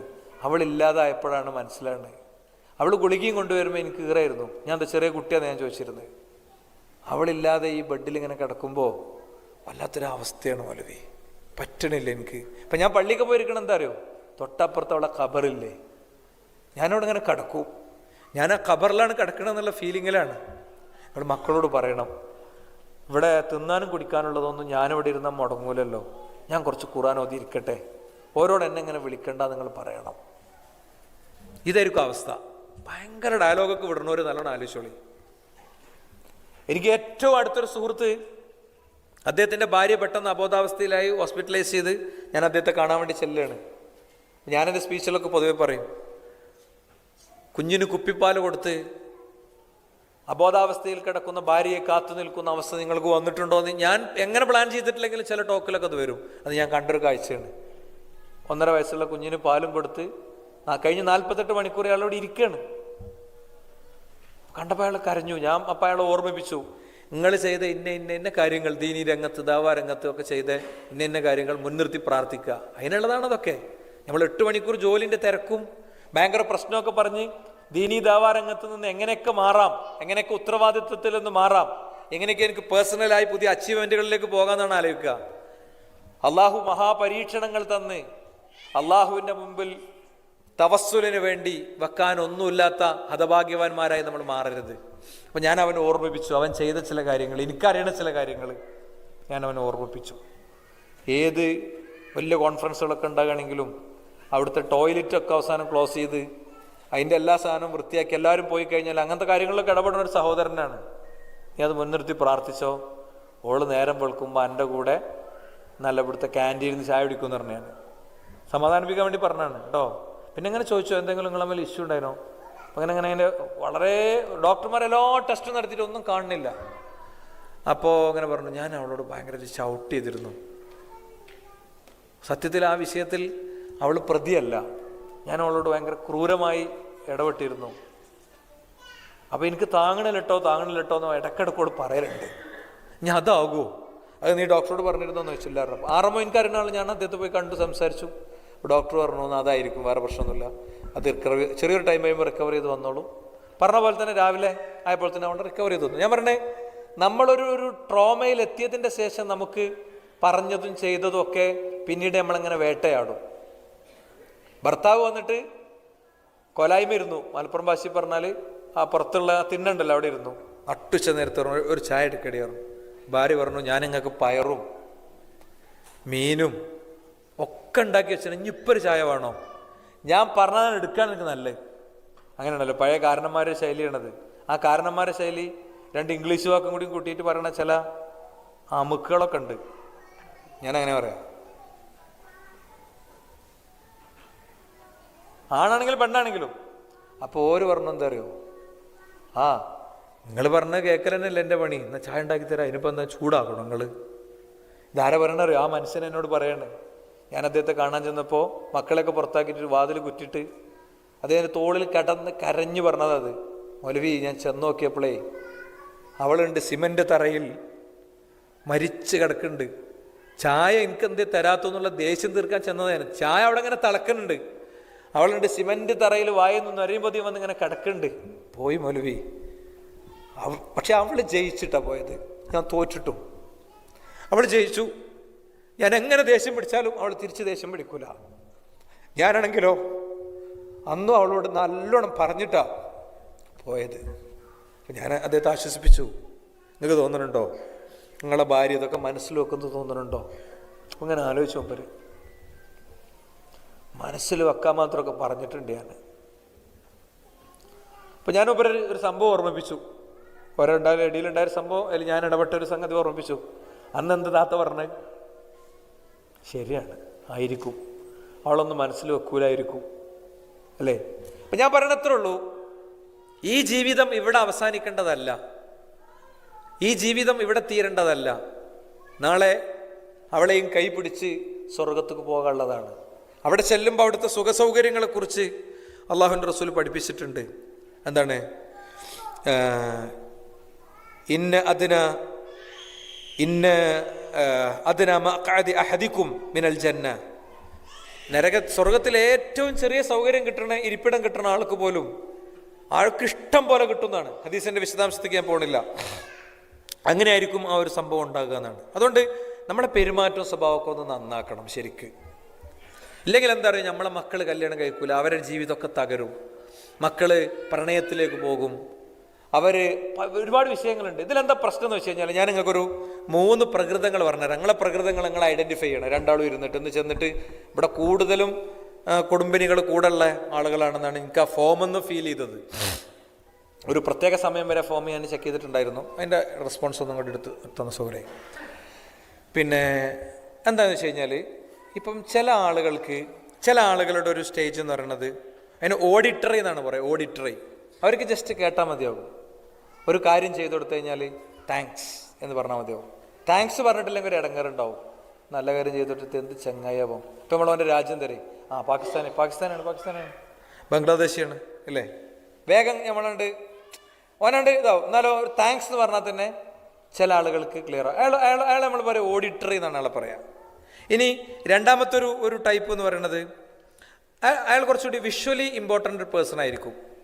അപ്പോൾ അയാളോട് നമ്മൾ താങ്ക്സ് എന്ന് വാട്സാപ്പിൽ അയച്ചിട്ട് ഒരു ഹേർട്ടിൻ്റെ ചിഹ്നം കൂടി ഇട്ട് കഴിഞ്ഞാൽ അയാൾക്ക് ഭയങ്കര സംഭവിക്കാറ്. അയാൾക്കൊരു കാഴ്ച കൂടി അവിടെ വേണ്ടി വരും. എന്നാൽ മൂന്നാമത്തെ ഒരാളുണ്ട്, അയാൾക്കത് മതിയാവില്ല. നമ്മൾ അയാളെടുത്ത് ചെന്നിട്ട് അയാൾ 2 കൈ ഇങ്ങനെ പിടിച്ചിട്ട് താങ്ക്സ് എന്ന് പറയുമ്പോൾ അയാൾക്ക് സാറ്റിസ്ഫൈഡ് ആവുള്ളൂ. ഇത് 3 പ്രകൃതമാണ്. ഈ 3 പ്രകൃതവും എവിടെ ഉണ്ടാവും? ഈ 3 പ്രകൃതവും കുടുംബജീവിതത്തിലുണ്ടാവും. ഇപ്പം ചില ആളുകൾക്ക്, ഇപ്പോൾ എൻ്റെ അടുത്ത് ഞാൻ നേരത്തെ പറഞ്ഞല്ലോ 13 കൊല്ലം പിണങ്ങി ജീവിച്ചു, 1.25 കൊല്ലം സെക്സേ നടന്നില്ല എന്നൊരു ഫാമിലിനെ കുറിച്ച് പറഞ്ഞില്ലേ. ഞാൻ എൻ്റെ ഖുത്ബ തുടങ്ങുന്നത് അങ്ങനെയാണ്. ഈ വാചകങ്ങൾ പറഞ്ഞിട്ടാണ്. ഈ വിഷയം സമഗ്രമായിട്ട് ഞാൻ ഒരു ഖുത്ബയിൽ തന്നെ പറഞ്ഞിട്ടുണ്ട്. ഭയങ്കര ഖുത്ബയായിട്ടൊന്നുമല്ല, എനിക്കിവിടെ സമയമില്ലാത്തതുകൊണ്ട് ഇനി 13 മിനിറ്റേ ഉള്ളൂ. ഞാൻ റെഫറൻസ് പറയാമെന്നുള്ളൂ കേട്ടോ, ഒരു റെഫറൻസ് പറയാമെന്നുള്ളൂ. അപ്പോൾ എന്താണ് ഇപ്പം ശരിക്കും പറഞ്ഞാൽ, ചില ഭാര്യമാരെ സംബന്ധിച്ചിടത്തോളം, പൊതുവേ സ്ത്രീകൾക്കാണ് അത് കൂടുതലുണ്ടാകുക. ഒരു പെൺകുട്ടി എന്നോട് പറഞ്ഞാൽ എന്താ പറയുക, മൂപ്പര് ഇന്നേ വരെ എന്ത് ചെയ്തിട്ടില്ല, മൂപ്പര് ഇന്നേ വരെ അതൊന്ന് സ്ക്രീൻ കൊണ്ടുവരാൻ പറ്റുമോ കേട്ടോ, എന്നിട്ട് എനിക്ക് ഇതും തരും, പോയിന്ററും തരും. നിങ്ങൾ വിചാരമുണ്ടോ ആരും ഐഡൻറ്റിറ്റി ഒന്നും വ്യക്തമാവില്ല. ഇങ്ങോട്ടൊരാൾ പറഞ്ഞു ഇൻ്റെ അതിൽ വന്നണോ നോക്കുകയാണെങ്കിൽ പറഞ്ഞു, ഞാൻ നോക്കൂല പറഞ്ഞാണ്. കാര്യം നമ്മൾ പറയുന്ന വാക്കെന്താണ്, ആരുടെയും വിശദാംശം നോക്കൂല എന്നല്ലേ. നമുക്കിതിൻ്റെ അതായത് ഒരു ലാബ് റിപ്പോർട്ടും കടലാസും പേപ്പറൊന്നും ഇല്ലാതെ ഇവിടെ ഒരു വേദന ഉണ്ട് എന്ന് പറഞ്ഞാൽ രോഗി വന്നാൽ എങ്ങനെ ഉണ്ടാവും? അതേമാതിരിയാണ്. നമുക്കൊന്നും അറിയാത്ത ബ്ലൈൻഡ് ആയിട്ടുള്ളൊരു സദസ്സിനോട് സംസാരിക്കുമ്പോൾ അവിടെ പ്രത്യേകിച്ചൊന്നും സംഭവിക്കില്ല എന്നുള്ളതുകൊണ്ടാണ് അങ്ങനത്തെ ഒരു ചെറിയൊരു ഇത് ചെയ്തത്. അത് പൂർത്തിയാക്കാനുള്ളൊരു സമയപ്രശ്നം നമുക്ക് ഉണ്ടാവുമെന്ന് മാത്രം. ശരി, അപ്പോൾ ഈ കുട്ടി പറഞ്ഞ എന്താ പറയുക, ഇന്നേ വരെ മൂപ്പരെന്നെ ഒന്നിങ്ങനെ ഒരു ബസ്സിലൊക്കെ പോകുമ്പോൾ ഒരു തോളിലൊന്ന് കൈയിട്ടിരുന്നിട്ടില്ല, ഞാൻ മൂപ്പരെ നെഞ്ചിലേക്കൊന്ന് ചാരി കടന്നിട്ടില്ല, എൻ്റെ കൈ പിടിച്ചൊന്നും പോയിട്ടില്ല. അപ്പോൾ ഇത് മൂപ്പരോട് സംസാരിച്ചപ്പോൾ പറഞ്ഞാൽ എന്താ പറയുക, ഭയങ്കര കുട്ടിക്കളിയാണ്.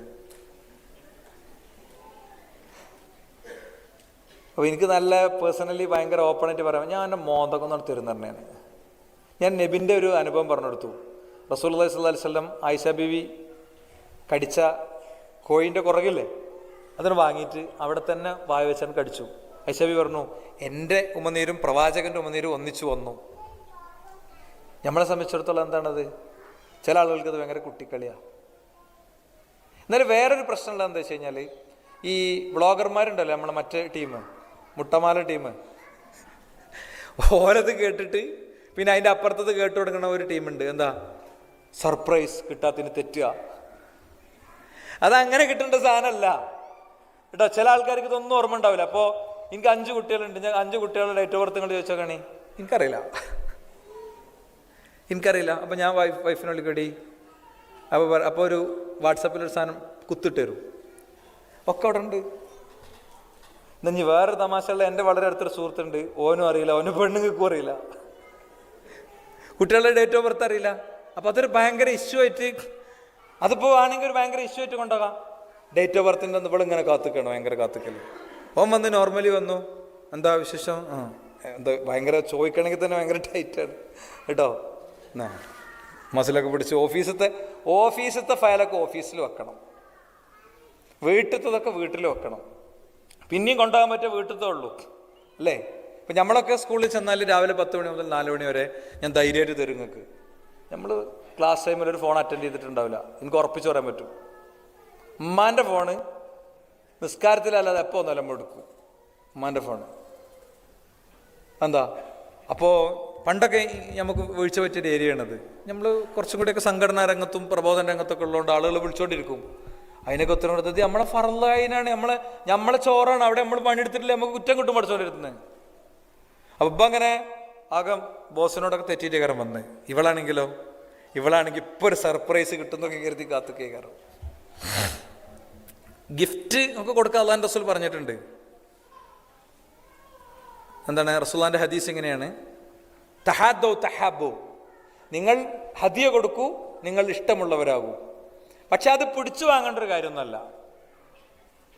എന്നാൽ ഇതൊക്കെ ആ നിലക്ക് ചെയ്യേണ്ടതുമാണ്. അപ്പം ഇങ്ങനത്തെ ചില പ്രകൃതങ്ങൾ ഉണ്ടാകും. അവർക്ക് വേണ്ടത് എന്തായിരിക്കും? അവർക്ക് വേണ്ടത് ഇങ്ങനത്തെ, അപ്പോൾ അല്ലെങ്കിൽ അങ്ങനത്തെ സ്ത്രീകൾ എന്താ പറയാറ്, പൊതുവെ സ്ത്രീകളത് കൂടുതലുണ്ടാകുക. അവർക്ക് ആകെ ബെഡ്റൂമിൽ ആവശ്യത്തിന് മാത്രം ഞാൻ മതി, വേറൊന്നിനും വേണ്ടാറ്. പൊബനത് തീരെ മനസ്സിലാവില്ല. അങ്ങനെ കാരണം അവൻ ഓഡിറ്ററിയാണ്. ഓനതൊക്കെ അവന് ജസ്റ്റ് നോർമലി ഇത്രയൊക്കെ മതി, ഒരു പ്രശ്നമല്ല. അവൻ വളർന്നു വന്ന സാഹചര്യം കാര്യമൊക്കെ അങ്ങനത്തതായിരിക്കും, അല്ലെങ്കിൽ അവൻ്റെ ഹോർമോണിക് പാറ്റേൺ അങ്ങനെ ആയിരിക്കും. അതുകൊണ്ട് അവനെ സംബന്ധിച്ചിടത്തോളം പ്രശ്നം ഉണ്ടാവില്ല. അപ്പം ഇത് പരസ്പര വിരുദ്ധ ധ്രുവത്തിൽ വരുമ്പോൾ ഒരു ടച്ചിങ്ങും ഒരു സംസാരവും കാഴ്ചയും എല്ലാം ഒന്നിച്ചു വരേണ്ട ഒരാളും കേവലം ഒരു എന്താ പറയുക വിഷ്വലി ഇമ്പോർട്ടൻ്റ് ആയ ഒരാളും തമ്മിൽ വരുമ്പോൾ ഉള്ളതിലേറെ പ്രശ്നം ഉണ്ടാകും. വെറും ഒരു ഓഡിറ്ററി മനുഷ്യനും ഇവരും തമ്മിൽ വരുമ്പോഴാണ് ഇഷ്യൂസ്. അപ്പം അങ്ങനത്തെ കാര്യങ്ങൾ എന്താ ചെയ്യേണ്ടത് വെച്ച് കഴിഞ്ഞാൽ നമ്മൾ വളരെ ഓപ്പണായിട്ട് പറയാൻ നമുക്ക് പറ്റണം. ചില ആൾക്കാരുണ്ട് ഈ കല്യാണമൊക്കെ കഴിഞ്ഞിട്ട് ആദ്യ രാത്രിയിൽ രണ്ടാളും നമുക്ക് എല്ലാം ഒന്ന് തുറന്ന് പറയാമെന്ന് പറഞ്ഞു. അങ്ങനെ ഓൻ കുറേ തുറന്നു പറഞ്ഞു, അവിടെ തേച്ചതും ഇവിടെ പിടിച്ചതും ഒക്കെ മൊത്തം പറഞ്ഞു. ഓളും ആവേശം ഉൾക്കൊണ്ടൊക്കെ തുറന്നു പറഞ്ഞു. ഓൻ തുറന്നു പറഞ്ഞതൊക്കെ മറന്നു, ഓള് തുറന്നു പറഞ്ഞത് മറക്കാൻ കഴിയണില്ല. ഇതൊക്കെ എന്താ പറയുക, ഇത് ദീനിൻ്റെ അസൽ പഠിക്കാതെ വരുമ്പോഴാണ് നമ്മൾ ജീവിതത്തിൽ ചെയ്ത പാപങ്ങൾ അത് വേറെ ആളോട് നമ്മളെ ഒരിക്കലും മെൻഷൻ ചെയ്യാൻ പാടില്ല. ഭയങ്കര കുറ്റം കിട്ടുന്ന കാര്യമാണത്. ഒരു കാരണവശാലും ചെയ്യാൻ പാടില്ലാത്തതാണ്. ഈ ധാരണയൊന്നും മക്കൾക്ക് കൊടുക്കൂല. നമ്മളെന്ത് തോന്നുക, ഖത്തർ എന്നുള്ളൊരു ബന്ധാകണം. എന്നും ഖത്തറിലെക്കാൻ പോകുന്നതാണല്ലോ അല്ലേ, എന്നും ഖത്തറിലെക്കാൻ പോകുന്നതാണ്. നിത്താക്കാത്തൊക്കെ നല്ല സാധനമാണ് കേട്ടോ. നിത്താക്കാത്തിൻ്റെ കാലത്ത് ഒരുത്തന് അവിടെ കരിപ്പൂർ എയർപോർട്ടിൽ വന്ന് ഇറങ്ങിയിട്ട് പറഞ്ഞു, മൗലവി വല്ലാത്ത അവസ്ഥയിലൂടെയാണ് പോണത്, ഇനി എങ്ങനെ ജീവിക്കും? ഞാൻ പറഞ്ഞു, നിങ്ങളെ എംബാം ചെയ്ത ബോഡി ഒന്നുമല്ലല്ലോ പോകുന്നത്, നിങ്ങൾ ആയുസോടെ വന്നാലേ, വർക്ക്ഷോപ്പ് മെക്കാനിക്കാണ്, വേഗം പോയിട്ട് നിങ്ങളെ പഴയ പണിയായുധങ്ങളൊക്കെ എടുക്കിയെന്ന് പറഞ്ഞു.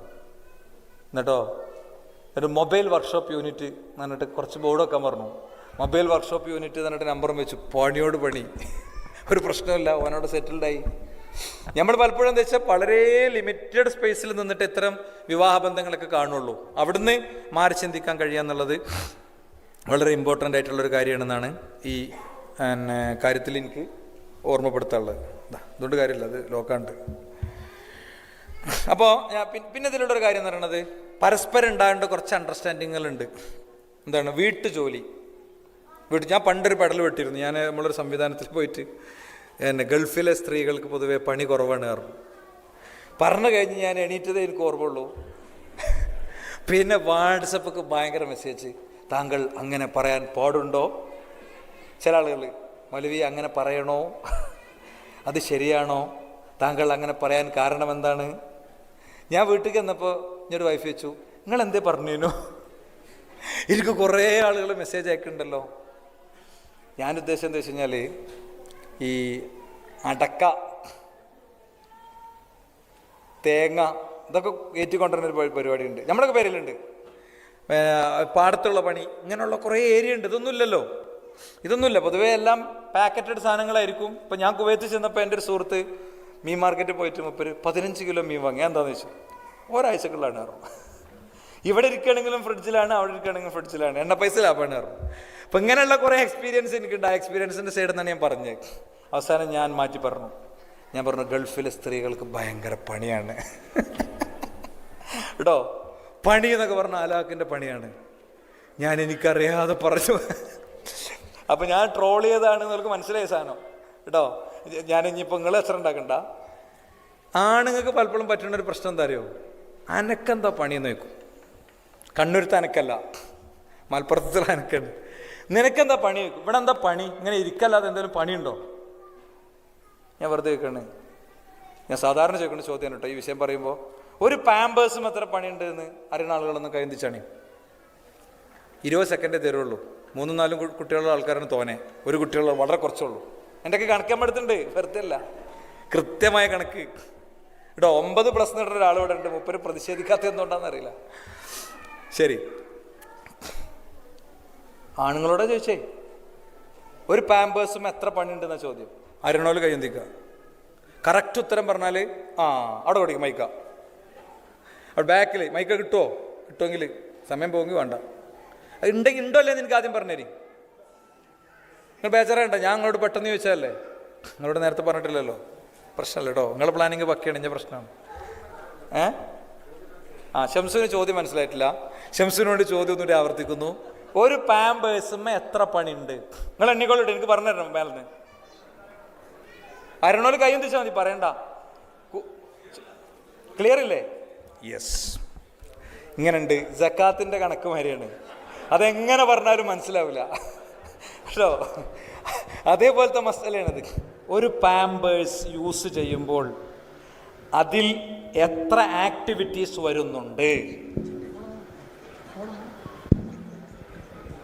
ഇപ്പോഴും ചോദ്യം മനസ്സിലാകാത്തവരുണ്ടെങ്കിൽ ഒന്ന് കൈവന്തിച്ചാണ്. വെറുതെ അതിന് ബാക്കിൽ ഷെലുവിന് മനസ്സിലായിട്ടില്ല. അവൻ്റെ പെണ്ണുങ്ങളിവിടെ അല്ലാത്തതുകൊണ്ട് ഒരു പ്രശ്നമല്ല. ഓളോട് ഞാൻ പറഞ്ഞോണ്ട് കേട്ടോ. പിന്നെ ആർക്കാ മനസ്സിലാകത്ത്? അങ്ങക്ക് മനസ്സിലായിട്ടില്ല? നിങ്ങൾക്ക് മനസ്സിലായില്ല, നിങ്ങളൊന്ന് പറഞ്ഞാണി. ഞാൻ UP സ്കൂളിലെ മാഷായതുകൊണ്ട് ഇടക്കിടക്ക് ചോദ്യം ചോദിക്കും. പാമ്പേഴ്സുമുള്ള പണിയാ? ഒരു പാമ്പേഴ്സും എത്ര ആക്ടിവിറ്റി എണ്ണം പറയണം. ഇതാക്കാൻ പറ്റില്ല, പറയാൻ പാടില്ല. എത്ര ചെയ്യുന്ന ആൾക്കാർ എണ്ണം പറയാൻ പറ്റും? പറഞ്ഞോടക്കി, ധൈര്യമുള്ള ആൾക്കാർ പറയട്ടെ. പാമ്പേഴ്സിന് ഇവിടെ യൂസ് ചെയ്യുന്നതാണ്, പക്ഷെ നാട്ടിൽ സംബന്ധിച്ചിടത്തോളം അത് അതിൻ്റെ ഉള്ളിലുള്ള ബോൾസൊക്കെ റിമൂവ് ചെയ്ത് അത് 2 പാർട്ടാക്കിയിട്ട് കത്തിക്കൊക്കെ വേണം. അത് അവിടെ നിൽക്കൂല. ഞാനതാ പറഞ്ഞത്, നാട്ടിലെ പെണ്ണുങ്ങൾക്ക് പണിയുണ്ടെന്നാ പറഞ്ഞേ. അതൊരു ചേർത്തിട്ടാ ഞാൻ പറഞ്ഞേ, മനസ്സിലായില്ലേ? അപ്പൊ എന്നോട് സംവാദം ചെയ്ത ആൾക്കാർ കുറച്ചാൾക്കാർ പെടിയുണ്ടോ, അതുകൊണ്ടോ ഇവിടുന്ന് പറയണ്ടേ. ഒരോട് വന്നണോന്നറിയില്ല കേട്ടോ. എൻ്റെ അടുത്ത് അന്ന് പിന്നാലെ കൂടെ കുറച്ചാൾക്കാർ പെടിയുണ്ട് മേലെ. ഒരു പെണ്ണിനെ സംബന്ധിച്ചിടത്തോളം ആ പാമ്പേഴ്സ് ഇട്ട് കൊടുക്കുമ്പോൾ ആദ്യത്തെ പണീൻ്റെ ഫ്രണ്ടും ബാക്കും നോക്കണം അല്ലേ? ഫ്രണ്ടും ബാക്ക് അല്ല, ഞാൻ ഇവിടുത്തെ കാര്യത്തെക്കുറിച്ചല്ലല്ലോ സംസാരിക്കണേ. ഞാൻ ഇവിടുത്തെ കാര്യത്തെക്കുറിച്ചല്ല, നോർമലി ചെറിയ വിലക്ക് നാട്ടിൽ കിട്ടുന്ന സാധനത്തെക്കുറിച്ച് ഞാൻ പറയണേ. നിങ്ങളുടെ അടുത്ത് പൈസ ഉണ്ടാവും, നിങ്ങൾക്ക് നല്ല സാധനം വാങ്ങാം, അതിന് നമുക്ക് എതിർപ്പില്ല. നിങ്ങളെ കപ്പാസിറ്റിക്ക് അനുസരിച്ച് നിങ്ങൾക്ക് വാങ്ങാം. ഞാനത് അറിയാത്ത ആളൊന്നും അല്ല കേട്ടോ. 1.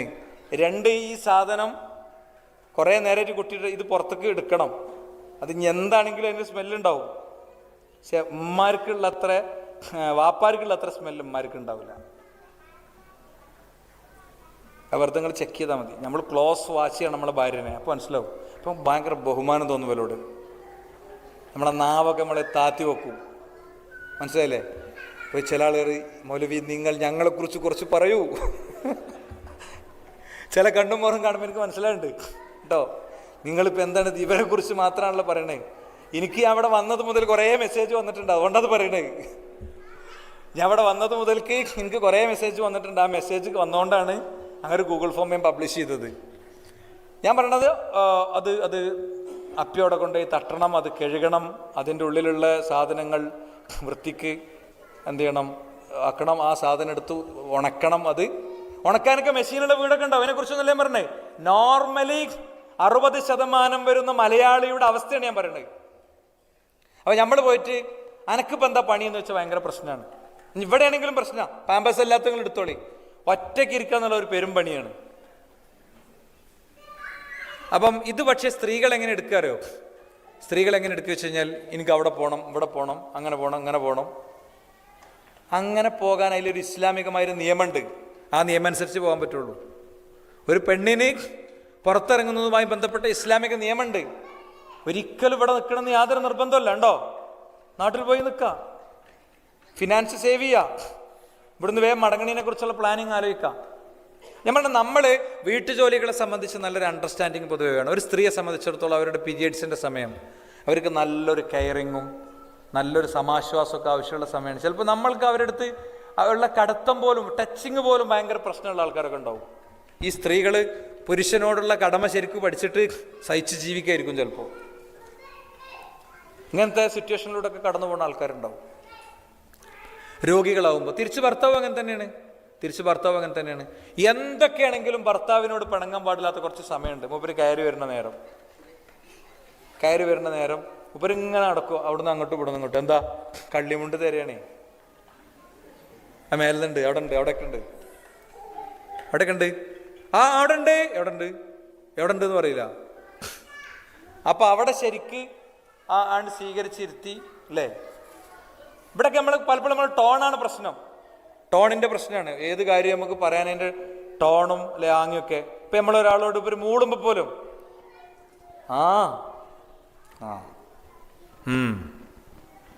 ഇതൊക്കെ ടോണാണല്ലോ.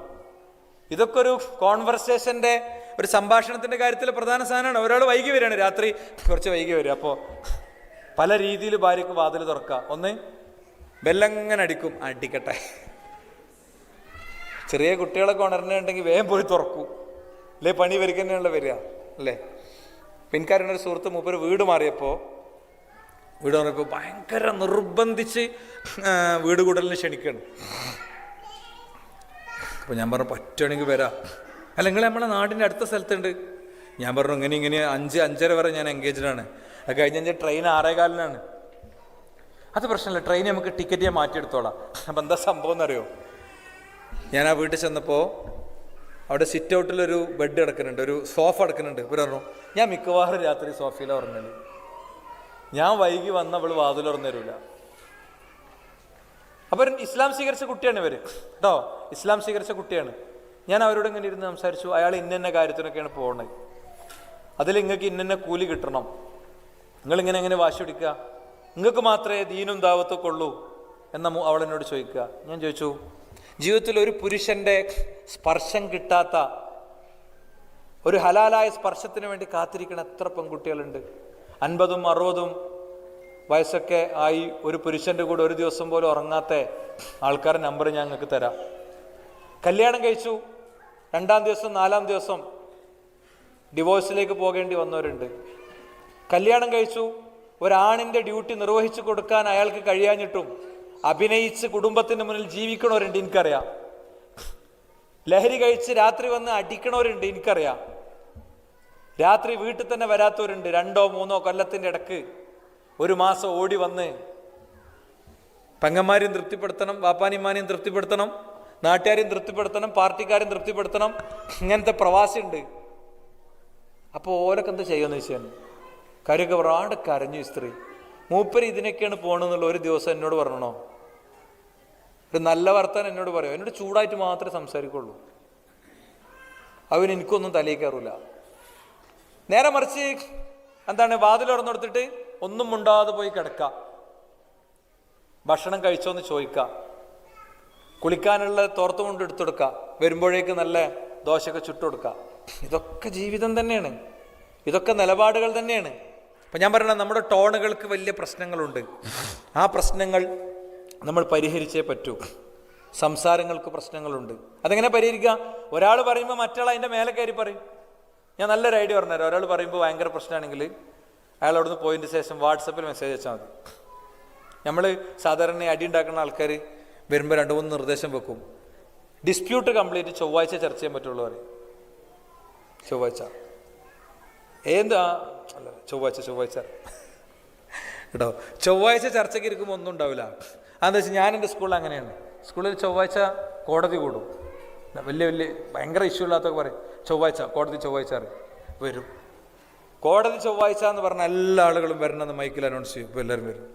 എടാ എന്തേനു ഓർമ്മ ഉണ്ടാവില്ലേ? മറ്റെന്താ പറയുക, നമ്മളിങ്ങനെ എന്താന്നൊക്കെ ചോദിച്ചു ഭയങ്കര വിചാരണയൊക്കെ ചെയ്ത് ഇനി മേലാൽ ഉണ്ടാകരുത് എന്നൊക്കെ പറയും. ഓൻ ആയിക്കോട്ടെ ഡോണ്ടാവും മറ്റവൻ്റെ തോളിൽ കൈ വെച്ച് ഇങ്ങനെ പോകണം, നമ്മളാകെ ശശിയാവും. അപ്പം അയിമെന്ന് കിട്ടിയൊരു ആശയമാണ്. അപ്പം എന്ത് ചെയ്യുന്നറിയോ, സ്വാഭാവികമായിട്ടും എന്ത് ചെയ്യും, ഈ ചൊവ്വാഴ്ച ചർച്ചയ്ക്ക് ഇരിക്കുമ്പോൾ ഒന്നും ഉണ്ടാവില്ല. അപ്പോൾ മനസ്സിലാവും നമ്മുടെ ഇടയിൽ കാര്യമായിട്ടൊരു പ്രശ്നമില്ലാന്ന്. അപ്പം പറയുമ്പോഴേ ഇത് പ്രശ്നം ഉണ്ടാവുള്ളൂ. കുറച്ച് കഴിഞ്ഞ് പറയുമ്പോൾ ബോധോദിച്ചിട്ടുണ്ടാവും. അപ്പം പറയാനുള്ളത് എന്ത് ചെയ്യാം, ദൂരത്തുനിന്ന് പറയാം. എന്നാൽ പിന്നെ ആക്ഷൻസ് ഒന്നും കാണൂല. വാട്സപ്പിൽ ടെക്സ്റ്റ് ചെയ്യുക, അങ്ങനെയൊക്കെ ആയിരുന്നു എന്നൊക്കെ. വാട്സപ്പിൽ ടെക്സ്റ്റ് വന്നാൽ പരിഹരിക്കാൻ ആഗ്രഹിക്കുന്ന ഒരു ചർച്ചയോട് തുടങ്ങണമെന്നുള്ള ബോധ്യം ഉണ്ടാകുക.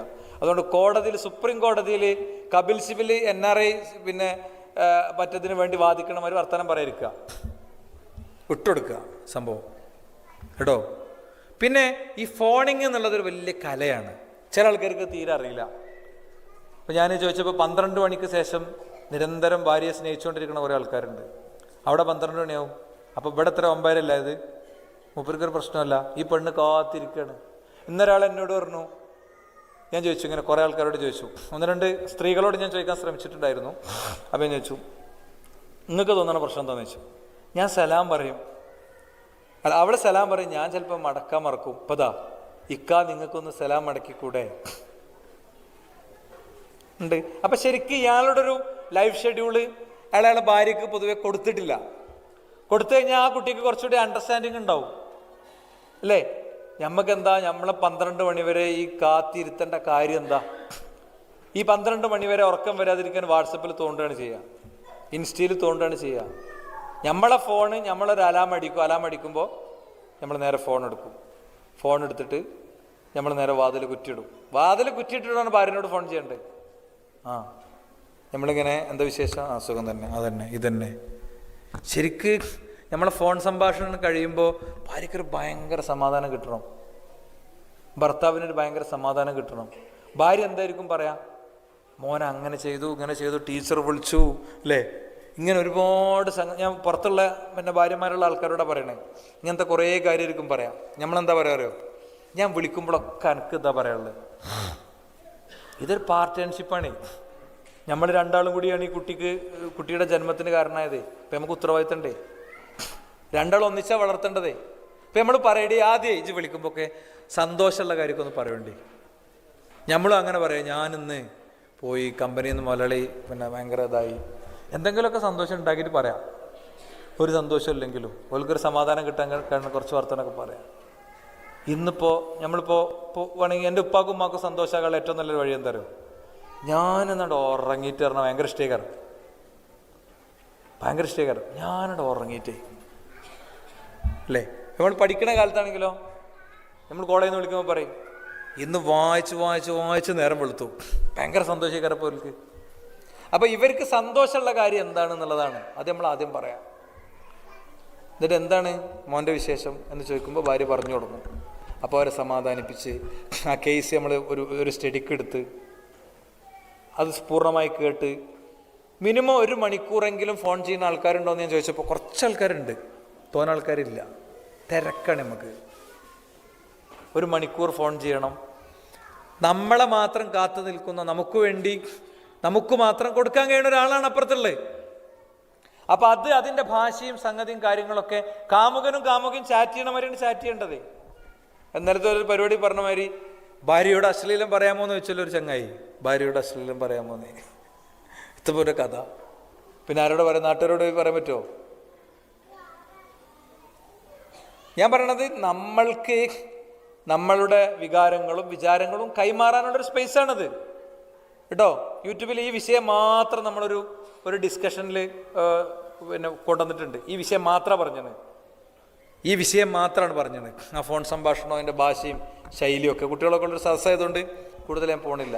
ചില ആളുകൾക്ക് തോന്നും ഇതൊക്കെ പറയണേ ചില ലോക മണ്ടന്മാരാണ്, ഒരു കുന്തും അറിയില്ല ഈ മേഖലയിൽ, ഒരു ഐഡിയ ഇല്ല അല്ലേ. എന്താ പറയുക വെച്ചാൽ ബെഡ്റൂമിൽ ചെന്ന് ഇൻ്റർകോഴ്സസും കാര്യങ്ങളൊക്കെ നടക്കേണ്ട ഒരു ദിവസം ആദ്യം തന്നെ കുറേ നെഗറ്റീവ് ചാക്കുകൾ അയച്ചിടും, ഇമോഷണൽ ബാഗുകൾ അയച്ചിടും. അപ്പോൾ എന്താ പ്രശ്നം? ഇത്തരം കാര്യങ്ങളൊക്കെ ഒരു വ്യക്തിക്ക് നടക്കുന്നത് അയാളുടെ ഹോർമോണിക് പ്രോസസ്സിങ് കൊണ്ടാണ്. അപ്പോൾ ഒരു ലൈംഗികതയ്ക്ക് പ്രചോദനം നൽകുന്ന ഹോർമോണുകളൊക്കെ ഓടിച്ച് പേരൻ്റെ ഉള്ളിൽ കയറി കുത്തിരിക്കും. ആരെ വരിക? ഫ്രസ്ട്രേഷനും ഡിസ്ട്രാക്ഷനൊക്കെ ഉണ്ടാക്കുന്ന സാധനങ്ങളാണ് വരിക കേട്ടോ. ഞാൻ ഫോൺ വിളിച്ചപ്പോൾ നിങ്ങൾക്ക് എന്തേലും പണി, അതൊക്കെ ഇങ്ങനത്തെ കാര്യങ്ങളൊക്കെ കഴിഞ്ഞതിൻ്റെ ശേഷം ചോദിച്ചാൽ മതി, പിന്നെ വല്ലാതെ ചോദിക്കാനൊന്നും തോന്നൂല. ഞങ്ങളെ 8 വട്ടം വിളിച്ചു, അപ്പം നിങ്ങൾക്ക് എന്തായിരുന്നു പണി? കുറേ ഒച്ചട്ടിട്ടുണ്ടാവും. 8 വട്ടം എപ്പോഴും വിളിച്ചു 1-5 ഇടി ജമാഅത്തിൻ്റെ സമയമാണേ. അങ്ങനെ പറയണതിൻ്റെ പകരം നമ്മളത് ആലോചിക്കൊന്നുമില്ല. എനിക്കിപ്പോൾ എന്താ അവിടെ പണി അപ്പോഴാണ് ചോദിക്കുന്നത്. ആണ് വിളിച്ചൂട്, എനിക്ക് സൗകര്യം ഉണ്ടാകുമ്പോൾ ഞാൻ എടുക്കും. എന്നാലേ ഇനി ഞാനും അങ്ങനെ തന്നെ കയറും. പിന്നെ എന്ത് രണ്ടാൾ തിരിഞ്ഞ് കടന്നുറക്കും, വേറെ പ്രശ്നമൊന്നുമില്ല. അപ്പം അവിടെയൊക്കെ നമുക്ക് വലിയ തോതിൽ നഷ്ടങ്ങളുണ്ട്. ഇതേപോലെ പാരൻസ്, വയസ്സായ മാതാപിതാക്കളുണ്ടാവും. ഓലെന്താ ആലോചിക്കറിയോ, ഓനിപ്പം ഇനി കുറേ പൈസ ചിലവാകണ്ട അങ്ങനെ വിചാരിക്കേ. ചില മാതാപിതാക്കൾ ഫോൺ ചെയ്യൂല, അവരോട് ഇങ്ങനെ നമ്മളിങ്ങനെ സംസാരിച്ചുകൊണ്ടേ ഇരിക്കണം. പ്രത്യേകിച്ച് പ്രായമുള്ള മാതാപിതാക്കളുണ്ടെങ്കിൽ 2-3 വട്ടം വാട്സാപ്പൊക്കെ ഒന്നും പഠിപ്പിച്ചു കൊടുത്താലുള്ള സുഖം എന്താ അറിയോ? വാട്സാപ്പൊക്കെ പഠിപ്പിച്ചു കൊടുത്താലുള്ള സുഖം പിന്നെ എങ്ങനെ ഇട്ടോളും വോയിസ്, നമുക്ക് സുഖമാണ്. ഒക്കെ കഥ പറയാം, നമ്മൾ ഭക്ഷണം കഴിക്കണ കാണിച്ചു കൊടുക്കുക, പോണ പ്രദേശങ്ങൾ വെറുതെ നിങ്ങൾ ആ കടപ്പുറമൊക്കെ ഒന്ന് കാണിച്ചു കൊടുത്ത് നോക്ക്. അങ്ങനെ ഉമ്മാനോട് ഇങ്ങനെ എക്സൈറ്റിംഗ് ആയിട്ടുള്ള സാധനമൊക്കെ പറഞ്ഞു കൊടുത്ത് നോക്ക്. ജീവിതത്തിൽ നമ്മൾ ഉയർച്ചയിൽ നിന്ന് ഉയർച്ചയ്ക്ക് ഇങ്ങനെ പോകണതാണ്. കാരണം നിസ്കാരത്തിൻ്റെ സുജൂദിലും നിസ്കാരക്കുപ്പായത്തിൽ ഇരിക്കുമ്പോഴൊക്കെ അവർക്ക് ഓർമ്മ ഉണ്ടാവും. പിന്നെ ഇതൊക്കെ എപ്പോഴാണ് ഫീൽ ചെയ്യും നമുക്ക്? ഉമ്മ മരിച്ചു എന്നറിയുമ്പോഴാണ് ഒരു ഭയങ്കര കുറ്റബോധമാണ്. ഞാൻ കെയർ ചെയ്തിട്ടില്ലേ? ഇപ്പം എൻ്റെ വാപ്പയമ്മയൊക്കെ ജീവിച്ചിരിപ്പുണ്ട്. എൻ്റെ ഫാദറിലോ മരിച്ചപ്പോൾ എനിക്ക് ഇപ്പോഴും എന്നെ ഇങ്ങനെ വേട്ടയാടുന്നുണ്ട്. ശരിക്കും ഞാൻ ഇവരിങ്ങനെ ഭയങ്കര ദാവാ കാര്യങ്ങളൊക്കെ സംസാരിക്കാനൊക്കെ ഭയങ്കര താല്പര്യമുള്ള ആളാണ്. ഇപ്പം നമ്മൾ ലൈറ്റ് നൈറ്റിൽ വീട്ടിൽ വരും, നേരത്തെ ഇറങ്ങി ഓടും കേട്ടോ. എൻ്റെ ചെരുപ്പൊക്കെ ഇവർ കഴുകി വെക്കും കേട്ടോ. ഞാൻ വളരെ പേഴ്സണലായ ഒരു കാര്യം പറയുന്നത്. എന്നിട്ട് അനിയത്തി കുട്ടികളോട് പറയും, നിങ്ങൾക്ക് പുതിയാപ്പിളാരുണ്ടാകുമ്പോൾ ഞാൻ കഴുകിയിട്ടില്ലെങ്കിൽ ഒന്നും വിചാരിക്കരുത്, ഞാൻ മരുവനെന്നുള്ളവർക്കല്ല, ഒരു ദാഴി എന്നുള്ളവർക്കാണ് ഞാനത് ചെയ്യണത് എന്നൊക്കെ പറയും.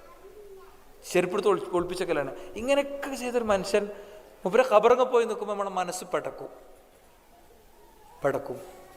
അപ്പോൾ നമ്മൾ പോയാണ് നമ്മളെ ഉപ്പാൻ്റെ അടുത്തും കുറച്ചു നേരം ഒന്ന് പോയിരിക്കാനോ ഒന്നും നേരം ഉണ്ടാവില്ല, ആർക്കും നേരം ഉണ്ടാവില്ല. മക്കളോടൊക്കെ ചോദിക്കുമ്പോൾ മക്കൾ ഈ വല്യപ്പയും വല്യമ്മയൊക്കെ ഇങ്ങനെ കുറേ കഥ പറയും. പറയണ കഥയൊക്കെ പൊതുവെ എന്തായിരിക്കും? പറയണ കഥയൊക്കെ എന്ന് പറയുന്നത് പൊതുവെ ഈ പഴയ കഥകളായിരിക്കും. അപ്പോൾ നമ്മളെ മൂത്ത ഇളയ മോളോട് പറയും 1021 എന്താ ആ കഞ്ഞിയിൽ പുഴുള്ള കഥ 1021 വട്ടമാണ് പറയണതെന്ന്. ഇനി മാത്രമല്ല, നമ്മളെ മക്കൾ എന്ന് പറഞ്ഞാൽ സ്വന്തം മക്കളെക്കാളും ഈ വല്യപ്പാക്കും വല്യമാക്കും പ്രിയമാരായിരിക്കും, പേരക്കുട്ടികളായിരിക്കും. ഈ പേരക്കുട്ടികളെ അവർക്ക് എപ്പോഴാണ് കിട്ടുക? നമ്മൾ ചെല്ലണ 2 ആഴ്ച. ആ 2 ആഴ്ചൻ്റെ ഉള്ളിൽ നമുക്ക് 21 യാത്രയുണ്ടാവും. പിന്നെ അവരുറങ്ങിൻ്റെ ശേഷം വരിക. ഈ കുട്ടിയൊക്കെയാണെങ്കിൽ ഈ വല്യപ്പാനും വല്യമാനൊന്നും ഭയങ്കര ഇതൊന്നും ഉണ്ടാവില്ല. കാരണം അവർ കുട്ടികളെ ഒന്ന് ഇണക്കാനുള്ള കുറച്ച് പണികളുണ്ട്, അതൊന്നും നമ്മൾ ചെയ്തിട്ടുണ്ടാവില്ല. ഇണക്കാനുള്ള പണികൾ അവരെ പറ്റി പറഞ്ഞു കൊടുക്കുക, അവരതൊന്ന് ഗിഫ്റ്റാണ് പറഞ്ഞിട്ട് ഗിഫ്റ്റ് കൊടുക്കുക, ഇങ്ങനെ കുറേ കാര്യങ്ങൾ ചെയ്യാനുണ്ടാവും. അതൊന്നും നമ്മൾ ചെയ്യൂല നമ്മളെ പാച്ചിലിനും തിരക്കിലും ഒക്കെ ഇടയിൽ. അപ്പം നമ്മളെ മോളെ മമ്മ എന്താ വിശേഷം എന്നൊരു ചോദ്യം ചോദിക്കുമ്പോൾ കിട്ടുന്ന ഒരു ഭയങ്കര സംഭവമുണ്ട് കേട്ടോ. മുറ്റത്ത് വിമാനം ഇങ്ങനെ ചൂണ്ടിക്കാണിച്ചു. എൻ്റെ അടുത്തൊരു വീഡിയോ ഉണ്ട് കേട്ടോ. ഞാൻ മോളിങ്ങനെ വിമാനം ചൂണ്ടിക്കാണിച്ചപ്പോൾ ഞാനത് ഷൂട്ട് ചെയ്തു. ഞങ്ങളെല്ലാവർക്കും കണ്ണട ഉണ്ട്, എൻ്റെ എല്ലാ മക്കൾക്കും. അപ്പോൾ ഇവള് വിമാനം കണ്ണടല്ലാതെ കാണുന്നതാണല്ലോ, ഡോക്ടർക്ക് കാണിച്ചു കൊടുക്കാൻ വേണ്ടി ഷൂട്ട് ചെയ്യുന്നതാണ്. എവിടെയെന്ന് വെച്ചിട്ട് അപ്പോൾ പറയാം, ഇമ്മമ്മ പോയ വിമാനമാണത്. കറക്റ്റ് ഞാനത് ഉമ്മാക്ക് അയച്ചു കൊടുത്തു. ഉമ്മാൻ്റെ ഒരു സന്തോഷം കാണുന്ന ആ ഓഡിയോ ഉണ്ട്, എൻ്റെ ഫോണിൽ കിടക്കുന്നുണ്ട്. അപ്പം ഇങ്ങനെ അവരെ കണക്ട് ചെയ്യാനുള്ള കാര്യങ്ങൾ പൊതുവെ നമ്മൾ ചെയ്യൂല. ബന്ധങ്ങളിലും കുടുംബങ്ങളിലും പോകുമ്പോൾ നമ്മൾ പരിചയപ്പെടുത്തൂല. ഫ്ലാറ്റ് മുറികളുടെ പരിമിതികളിൽ ജീവിക്കണ കുട്ടികളാകുമ്പോൾ അവരുടെ കമ്മ്യൂണിക്കേഷൻ സ്കില്ല് ഭയങ്കര പ്രശ്നമായിരിക്കും.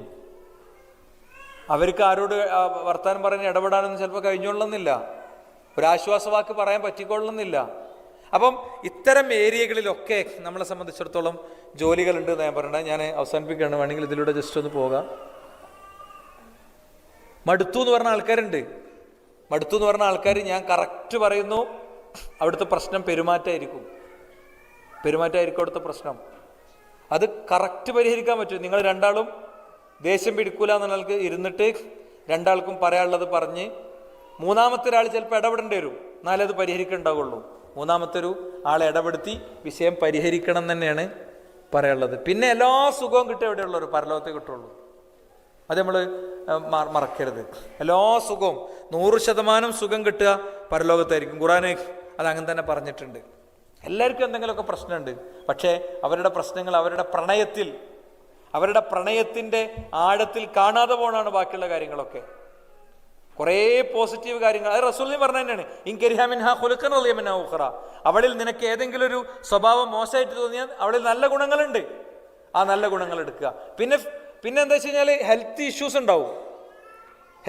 ഉണ്ടാവും, ശരീരത്തിൽ എന്തെങ്കിലും ഗ്രോത്തുകൾ, ഇങ്ങനത്തെ പ്രശ്നങ്ങളൊക്കെ ഉണ്ടാകും. അപ്പോൾ കൃത്യമായ മെഡിക്കേഷനുകൾ ചില കാര്യങ്ങളിലൊക്കെ ആവശ്യമുണ്ടാകും. ചിലപ്പം ഇപ്പം സെക്സ് നിർവഹിക്കുന്നിടത്ത് അവർക്ക് ചില പരിമിതികൾ ഉണ്ടാകും, പെയിനുകൾ ഉണ്ടാകും, കാര്യങ്ങളുണ്ടാകും. അല്ലെങ്കിൽ ഒരു സ്ത്രീ അവർക്ക് ഇത്തരം ഒരു കാര്യത്തിലേക്ക് പ്രവേശിക്കാൻ ആവശ്യമായിട്ടുള്ള ഒരു ടൈമിങ്ങിലേക്ക് എത്തിയിട്ടുണ്ടാവില്ല. അപ്പോൾ അതൊക്കെ ഡിസ്കസ് ചെയ്യണം. നീ ഹാപ്പി ആണോ എന്ന് ചോദിക്കണം, രണ്ടാളും അങ്ങോട്ട് ചോദിക്കണം. എന്നിട്ട് അത് ചിട്ടപ്പെടുത്താനുള്ള ശ്രമങ്ങൾ നമ്മുടെ ഭാഗത്തു നിന്ന് ഉണ്ടാകണം. പൊതുവെ ഉള്ളൊരു പ്രശ്നം എന്താ അറിയോ? കുളിക്കൂല, അലക്കൂല, ശരീരത്തിൽ വൃത്തിയാക്കേണ്ട ഭാഗങ്ങൾ വൃത്തിയാക്കൂല, ക്ലീൻ ചെയ്യേണ്ട കാര്യങ്ങൾ ക്ലീൻ ചെയ്യൂല, നഖം വെട്ടൂല, അല്ലേ? ആ ഒരു പോക്കാണ്, ഒരു തരം മൃഗീയ ജീവിതമാണ് ഇതെന്നൊക്കെ പറയണത്. 2, 3, 4 ഞാൻ വളരെ പച്ചക്ക് പറയാണ് കേട്ടോ. 2, 3, 4, 5 ഒക്കെ സ്പ്രേ അവിടെ ഉണ്ടാകും, നമുക്ക് പ്രത്യേക ഡ്രസ്സ് ഉണ്ടാകും. ഇതൊക്കെ അങ്ങനെ ഒരു ഇബാദത്തായിട്ട് ചെയ്യേണ്ട കാര്യമാണ്. ഇത് അത്ര സീരിയസ് ആയിട്ട് നമ്മളെ എൻ്റർടൈൻ ചെയ്യേണ്ട, പടച്ചോൻ ഭൂമിയിൽ ചെയ്ത ഏറ്റവും വലിയ മഹാ അനുഗ്രഹവും സൗകര്യമാണ്. അത് നിർവഹിക്കപ്പെടാത്തിടത്തോളം കാലം കുടുംബജീവിതത്തിൻ്റെ മനോഹാരിത ഉണ്ടാവില്ല. അത് വളരെ കൃത്യമായ അണ്ടർസ്റ്റാൻഡിങ്ങൾ നിർവഹിക്കപ്പെടുന്ന ഒരു ഫാമിലിയിൽ എല്ലാ നിലക്കുള്ള അണ്ടർസ്റ്റാൻഡിങ്ങും ഉണ്ടാകും. ഇതിൻ്റെ പേഴ്സൻറ്റേജിലൊക്കെ വ്യത്യാസം ഉണ്ടാകുമെന്ന് മാത്രം. ഇവിടുത്തെ ഏകദേശം എല്ലാ ആളുകളും ഖത്തറിലുള്ള ആൾക്കാരാണ്. അപ്പോൾ ഈ ഖത്തറിലുള്ള ആളുകൾ അവരനുഭവിക്കുന്ന പ്രശ്നങ്ങൾ വേറെ തന്നെ ഒന്ന് ലിസ്റ്റ് ഔട്ട് ചെയ്യണം. ശരിക്കും കൃത്യമായിട്ടൊന്ന് ലിസ്റ്റ് ഔട്ട് ചെയ്യണം. എന്തൊക്കെ ഇഷ്യൂസാണ്? ഒരു ഇഷ്യൂസിനും പരിഹാരം പറ്റാത്ത ഉണ്ടാവില്ല, അത് എനിക്ക് ഉറപ്പാണ്. എല്ലാറ്റിനും പരിഹാരം പറയാൻ പറ്റുന്നുണ്ടാവും. മിക്കവാറൊക്കെ പ്രശ്നം ടോണായിരിക്കും, ടൈമായിരിക്കും.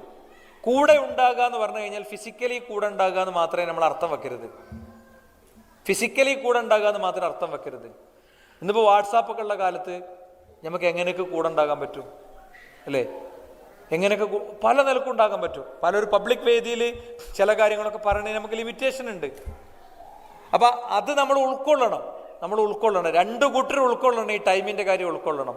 അടുത്തിരിക്കാൻ പ്രവാചകൻ പ്രത്യേക സമയം കണ്ടെത്തിയിട്ടുണ്ട്. ആ സമയം കണ്ടെത്തണം, ഇറങ്ങണം, ഔട്ടിങ്ങിന് പോകണം, അതൊക്കെ ശരി തന്നെയാണ്.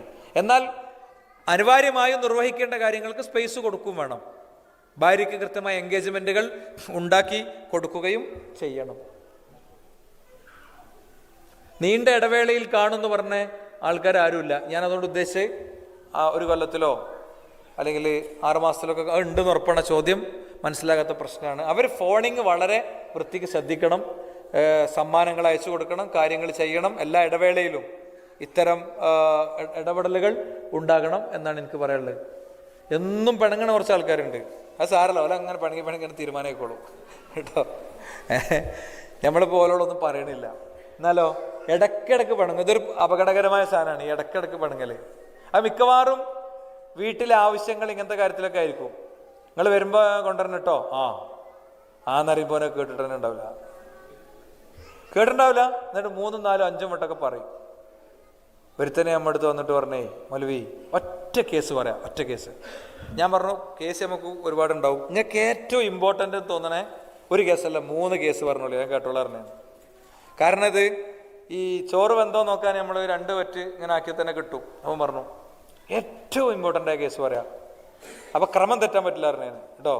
അപ്പോൾ ഒന്നിങ്ങനെ ആലോചിച്ചിട്ട് അവൻ പറഞ്ഞു, എൻ്റെ വീട്ടിലെ ടോയ്ലറ്റൊക്കെ ഒന്ന് വന്ന് നോക്കണം, നിങ്ങൾ ആകെ മഞ്ഞ് പിടിച്ച് കിടക്കുകയാണ്, ഇത് കഴുകില്ല, വൃത്തിയാക്കില്ല, ഒന്നുമില്ല, ഭയങ്കര അവസ്ഥയാണ്.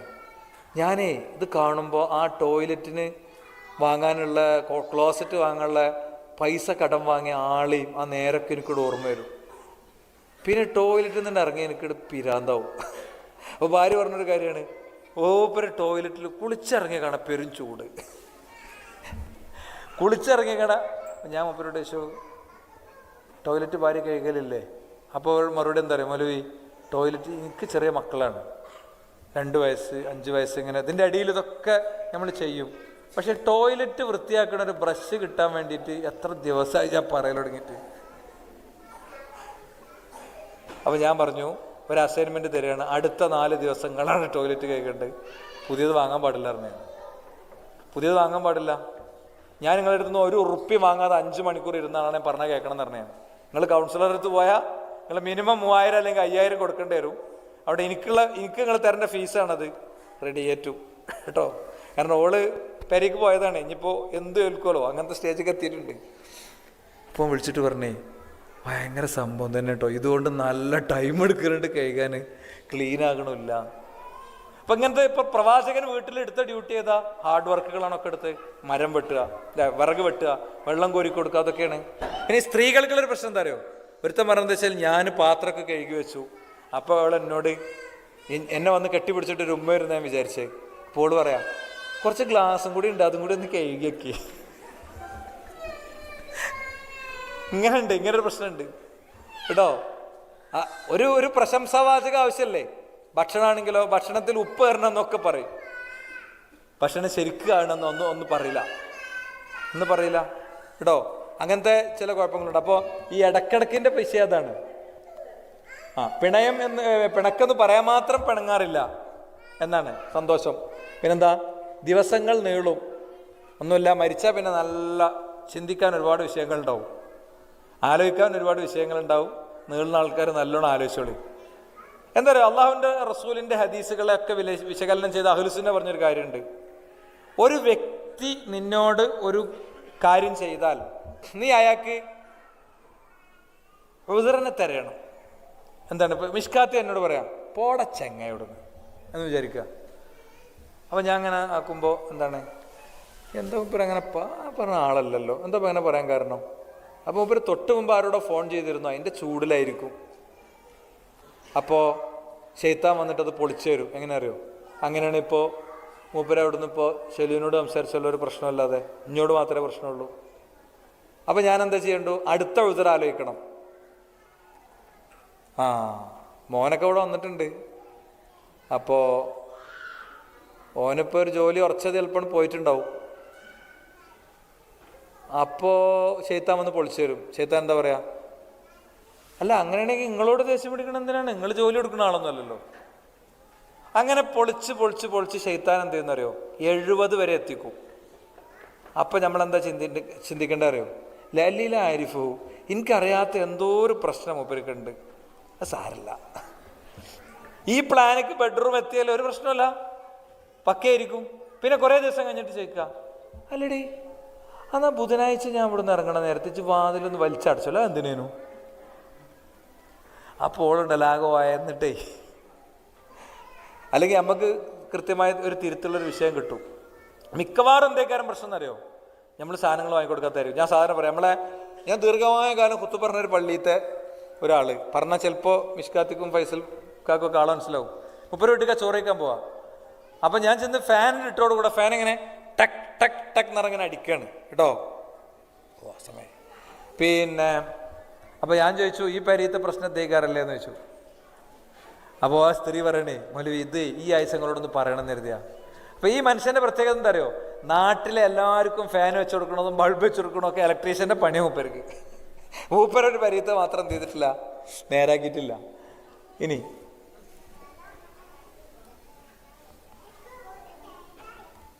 എൻ്റെ പ്രവാസം എനിക്കിവിടെയാണ് ഇഷ്ടം. 52% ആളുകൾക്ക് ഇവിടെയാണ് ഇഷ്ടം. മടുത്തു എന്ന് പറഞ്ഞ ആരുമില്ല.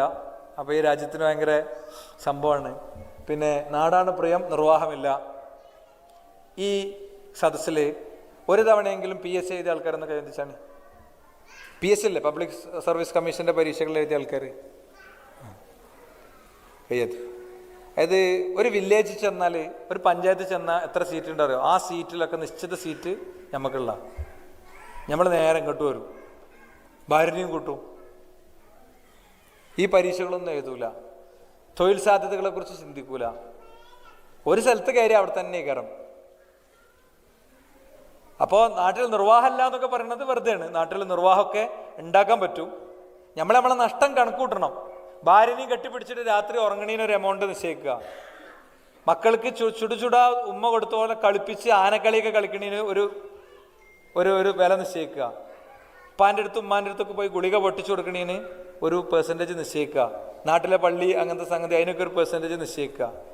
എന്നിട്ട് അവിടുന്ന് കിട്ടുന്ന സാലറി ഇവിടുന്ന് കിട്ടുന്ന സാലറിയും കൂട്ടുവയ്ക്കൽ സംഭവം തീരുമാനമാണ്. കൂടണയാത്ത ഇണക്കിളികൾ എന്നുള്ള പേരിലൊരു പ്രോഗ്രാം ചെയ്തിരുന്നു നമ്മൾ. എന്താണ്, ജീവിതം ഒട്ടുമില്ലാതെ പോകുന്ന കുറേ സ്ത്രീകളുണ്ട്, കുറേ പുരുഷന്മാരുണ്ട്. ഒരു മര്യാദയ്ക്ക് ഫോണും കൂടി ചെയ്യൂല, ചെന്നാൽ തന്നെ അവിടെ വീട്ടിലുണ്ടാവില്ല, അപ്പോൾ ഭയങ്കര സംഘാടകനേക്കാരം. ഒരു മാസത്തിന് വന്ന ഒരാൾ ഒരു സംഘാടകനും ആകണ്ട. ആർക്കാ സംശയമുള്ളത്? ഞാൻ ഉത്തരവാദിത്തപ്പെട്ട പോസ്റ്റിൽ ഇരുന്നിട്ടാണ് പറയണത്. നമ്മളെ സ്ത്രീകൾ ചെയ്തൊരു പണിയുണ്ട്. ഇങ്ങനെ ഞാൻ പറഞ്ഞൊരു ഭാഗം മുറിച്ചിട്ട് എല്ലാ ഗ്രൂപ്പ് കൂടി ഇട്ടു. അതിൻ്റെ ബാക്കി എന്താ അറിയോ? അതിൻ്റെ ബാക്കി, എന്നാൽ ആ വ്യക്തിക്ക് ഇടപെടേണ്ട സ്ഥലത്ത് ഭാര്യ മുഖം കറുപ്പിച്ച് എന്ത് ചെയ്യരുത്, ഇടപെടുന്നത് മുടക്കരുത് എന്നും കൂടി ഉണ്ട്. അത് മുറിച്ചില്ല. ഭയങ്കര വളവത്തികളാണേ. കഴിഞ്ഞപ്പോൾ അതെന്ത് ചെയ്തു, ഭയങ്കര പരാതി ഒരു ചങ്ങായി പറഞ്ഞു, അജ്ജ് മുറിച്ചിട്ടുള്ള അറിഞ്ഞാണ്. അപ്പോൾ അതിടുന്നിടത്തൊക്കെ പിന്നെ ഇത് കൊണ്ടേയിടൽ തുടങ്ങി. പിന്നെ ഇപ്പം കാണില്ലേ. ശരി, ഇനി മക്കൾ ഇല്ല എന്ന് പറഞ്ഞ ആളുകളുണ്ട്. അല്ലാഹു സുബ്ഹാനഹു വ തആല അവർക്ക് സ്വാലിഹാത്തുകളായ മക്കളെ പ്രദാനം ചെയ്യുമാറാകട്ടെ. ഒരു ടെൻഷൻ ആവശ്യമില്ല. നല്ലോണം പ്രാർത്ഥിക്കുക, ദിക്ർ ചൊല്ലുക, ട്രീറ്റ്മെൻറ്റ്സ് ഒക്കെ എടുക്കുക. എന്നിട്ട് കുട്ടിനെ കിട്ടിയിട്ടില്ലെങ്കിൽ നമുക്ക് നല്ല ആ ദുആക്കെ നമുക്കുള്ള സംരക്ഷണമായിട്ട് മാറിക്കോളും. പിന്നെ ഷഹബാസറിന് കുട്ടി മരിച്ചത് എങ്ങനെ അറിയാലോ? അങ്ങനെ കുട്ടികളെ കിട്ടിയിട്ട് വല്ല കാര്യമൊന്നുമില്ലല്ലോ, അങ്ങനെ കാര്യമില്ല. അപ്പം എല്ലാം പടച്ചവനിൽ ഏൽപ്പിച്ച് നല്ല പ്രാർത്ഥിച്ചു പോവുക, വിഷമിക്കേണ്ടതില്ല. പിന്നെ ഒരു കുട്ടിയുണ്ട്, 2 കുട്ടിയുണ്ട്, 3 കുട്ടിയുണ്ട്, 3-ലധികം കുട്ടികളുണ്ട്. കുട്ടികളൊക്കെ ഉണ്ടായിക്കോട്ടെ കേട്ടോ. ഈ കുട്ടികളുണ്ടാകുന്ന പോയിന്റ് ഞാൻ ചോദിച്ചത് എന്തിനാ വെച്ചാൽ എനിക്കൊരു പോയിന്റ് പ്രത്യേകം പറയാൻ വേണ്ടിയിട്ടാണ്. അബോർഷൻ ഒരു ട്രെൻഡായിട്ട് നമ്മുടെ നാട്ടിൽ മാറിയിട്ടുണ്ട്. അതൊക്കെ കറക്റ്റ് ബിൽഡപ്പ് ചെയ്ത് കൊണ്ടുവന്നതാണ്. വീഡിയോ ഉണ്ട്, സമയമില്ലാത്തതുകൊണ്ട് ഞാൻ ഇടുന്നില്ല. ഒരാൾ ചോദിക്കുകയാണ്, ഒരു ഓംലേറ്റ് അടിക്കണില്ലേ? ഓംലേറ്റ് അടിക്കുമ്പോൾ അതിൽ ജീവനല്ലേ നമ്മൾ അടിച്ചിട്ട് കഴിക്കണത് എന്നാണ് ഒരു ഫിലിം ആർട്ടിസ്റ്റിൻ്റെ ഈ പറയുന്ന അബോർഷനെ ന്യായീകരിക്കാൻ വേണ്ടി ഇറക്കിയ ഫിലിമിൻ്റെ സംവിധായകന്റെ ഡയലോഗ് അവിടേക്ക് എത്തുകയാണ്. ഇപ്പോൾ ഈ കഴിഞ്ഞൊരു 4 ദിവസം കൊണ്ട് നമ്മൾ കൈകാര്യം ചെയ്യുന്നൊരു കേസാണ്. കുട്ടിക്ക് കൈ വളഞ്ഞിട്ടായിരിക്കും, കുട്ടിക്ക് മുഖത്തിന് കുറച്ച് പ്രശ്നങ്ങളൊക്കെ ഉണ്ടാകും എന്ന് ഡോക്ടർ പറഞ്ഞതോടുകൂടെ കുട്ടിയെ അബോർട്ട് ചെയ്ത് ഒഴിവാക്കാൻ ഭർത്താവിൻ്റെ വീട്ടുകാരും തീരുമാനിച്ചു. ഈ കുട്ടി ഒരു 18 കഴിഞ്ഞ് 19 എത്തിയിട്ടുള്ളൂ. അവൾക്ക് പ്രത്യേകിച്ച് ഇതിനെപ്പറ്റി ബുദ്ധിയും കാഴ്ചപ്പാടൊന്നുമില്ല. ആ ഉമ്മ കരഞ്ഞു വിളിക്കുകയാണ് നമ്മളെ. അപ്പോൾ ഗർഭഗ്രഹത്തിലെ കൊലപാതകങ്ങൾ എന്ന് പറഞ്ഞിട്ടൊരു ഡോക്യുമെൻ്ററി ഉണ്ട്, നിങ്ങളൊന്ന് കാണണം എല്ലാവരും. ഗർഭഗ്രഹത്തിലെ കൊലപാതകങ്ങൾ. ജനിച്ച് ജീവിക്കാനും മുറ്റത്ത് ഓടിക്കളിക്കാനും പൂമ്പാറ്റയെ പിടിക്കാനൊക്കെ ആഗ്രഹിച്ചൊരു കുഞ്ഞിനെ വെട്ടി നുറുക്കി കഷ്ണാക്കിയിട്ട് പുറത്തേക്ക് ഇടുന്ന പരിപാടിക്ക് അബോർഷൻ എന്ന് പേരിടുന്ന സംഭവം. എന്താ കാര്യം വളരെ ചെറുതാണ്, ചെറിയ കുട്ടിയാണ്. ഒരു കുഞ്ഞിനെ കിട്ടാതെ കരഞ്ഞ് കഴിയുന്ന എത്ര മനുഷ്യരുണ്ട്. അവർ ഓർക്കണ്ടേ ഈ സ്ത്രീകൾ? പിന്നെ പ്രസവം ഭയങ്കര റിസ്ക് ആയിരിക്കും. ഇങ്ങനെ 100 കാര്യങ്ങളാ. നമുക്കൊരു പ്ലാനിങ് വേണം, അതിൽ സംശയമൊന്നുമില്ല. നമ്മളെ പ്ലാനിങ്ങിനെ മറികടന്ന് നമുക്കൊരു കുട്ടിനെ തന്നിട്ടുണ്ടെങ്കിൽ അത് പടച്ചോൻ തരുന്നത് തന്നെയാണ്.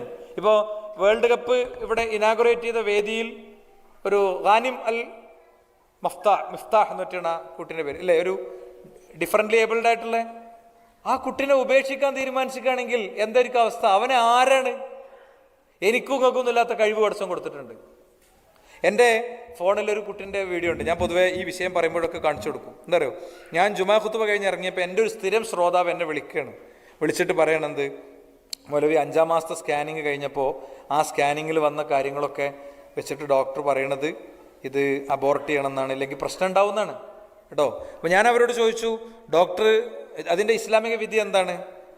ആ ഉമ്മാക്ക് അതുകൊണ്ട് എന്തെങ്കിലും പ്രശ്നം ഉണ്ടാകും, വെരിക്കോസിൻ്റെ പ്രശ്നം ഉണ്ടാകും, തൈറോയിഡിൻ്റെ പ്രശ്നം, ഷുഗർ, അതല്ല പ്രശ്നം, ജീവനെ ബാധിക്കുന്ന പ്രശ്നമുണ്ടാകും എന്ന സാഹചര്യം വരികയാണെങ്കിൽ മാത്രമേ എന്ത് ചെയ്യാൻ പറ്റുള്ളൂ? അബോർട്ട് ചെയ്യാൻ പറ്റുള്ളൂ എന്നാണ്. അപ്പം നിങ്ങൾ ധൈര്യമായിട്ട് നല്ലോണം പ്രാർത്ഥിച്ചോളി പറഞ്ഞു. തലച്ചോറുണ്ടാവില്ല പറഞ്ഞ കുട്ടിയത്, ഇതാ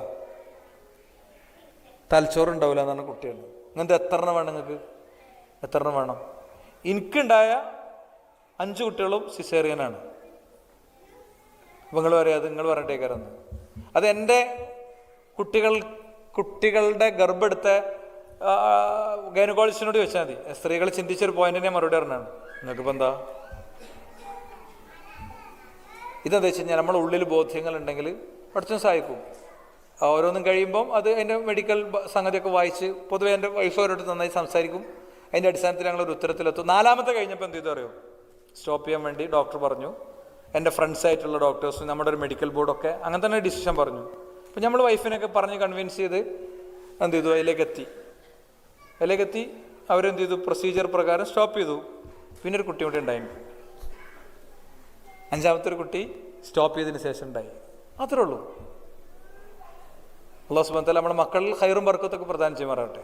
അത് കഴിഞ്ഞതിന് ശേഷം ഡോക്ടർ എന്നോട് പറഞ്ഞു, ഞാൻ വീണ്ടും നിർത്തിയിട്ടുണ്ട് എന്ന് പറഞ്ഞു. അപ്പോൾ ഇതെന്തിനാ പറഞ്ഞറിയോ, ഇത് ഇങ്ങനെ ഒരു 2 സിസേറിയൻ വരുമ്പോഴത്തേന് ആകെ ബേജാറാണ്. കുറേ ടീമുണ്ട്. സിസേറിയൻ എന്ന് പറയുന്നത് പുരോഗതിപ്പെട്ടതൊരു ഹൈലി ഒരു വലിയൊരു സയൻസാണത്. വലിയൊരു സയൻസാണ്. അതിന് ഒരുപാട് സംഭവമൊന്നും വരാനൊന്നുമില്ല. നമ്മളെ കൃത്യമായൊരു ഡ്യൂറേഷനും പ്ലാനിങ്ങും ഒക്കെ വേണം. അപ്പോൾ എൻ്റെ ഫ്രണ്ട് ഇങ്ങനെ ഡോക്ടറാണ്. അപ്പോൾ അവരിങ്ങനെ ഡോക്ടേഴ്സ് ഡിസ്കസ് ചെയ്യണത് എനിക്ക് ഫോണിൽ ഇങ്ങനെ കേൾപ്പിച്ചു തന്നു. എന്താ നല്ലൊരു പ്ലാനിങ് ഒക്കെ ഉണ്ട്, കുട്ടിക്ക് ഇത്ര വയസ്സ്, എല്ലാ കുട്ടികളും തമ്മിൽ ഇത്ര ദൂരമൊക്കെ ഉണ്ട്, അപ്പോൾ ഇതിങ്ങനെ ഉണ്ട്, ഇങ്ങനെ ഇവർ ചർച്ച ചെയ്യാണ്, ഈ ഡോക്ടേഴ്സ് ഡിസ്കസ് ചെയ്യാണ്. ഞാൻ പറഞ്ഞത് നമ്മളുടെ ഒരു 100% ഒക്കെ പടച്ചോനിൽ ഏൽപ്പിച്ച് പോകേണ്ട ആൾക്കാരാണ്. ആ കാര്യം പ്രത്യേകം നമ്മൾ ശ്രദ്ധിക്കണം എന്ന് ഈ ഒരു സന്ദർഭത്തിൽ നിങ്ങളെ ഓർമ്മിപ്പിക്കുകയാണ്. ഇൻഷാ അല്ലാഹ് ഞാൻ എൻ്റെ സംസാരം ഇവിടെ അവസാനിപ്പിക്കുന്നു.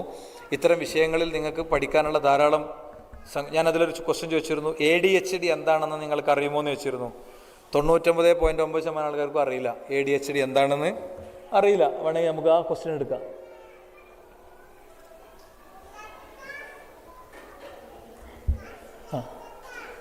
കുറച്ച് ആൾക്കാർക്ക് കുറച്ചറിയും അറിയില്ല എന്നുള്ളതാണ് ഈ സംഭവം. ADHD കുസൃതി കുട്ടികൾ എന്നുള്ളൊരു സീരീസ് ഉണ്ട്, നിങ്ങൾക്ക് സെർച്ച് ചെയ്താൽ കിട്ടും.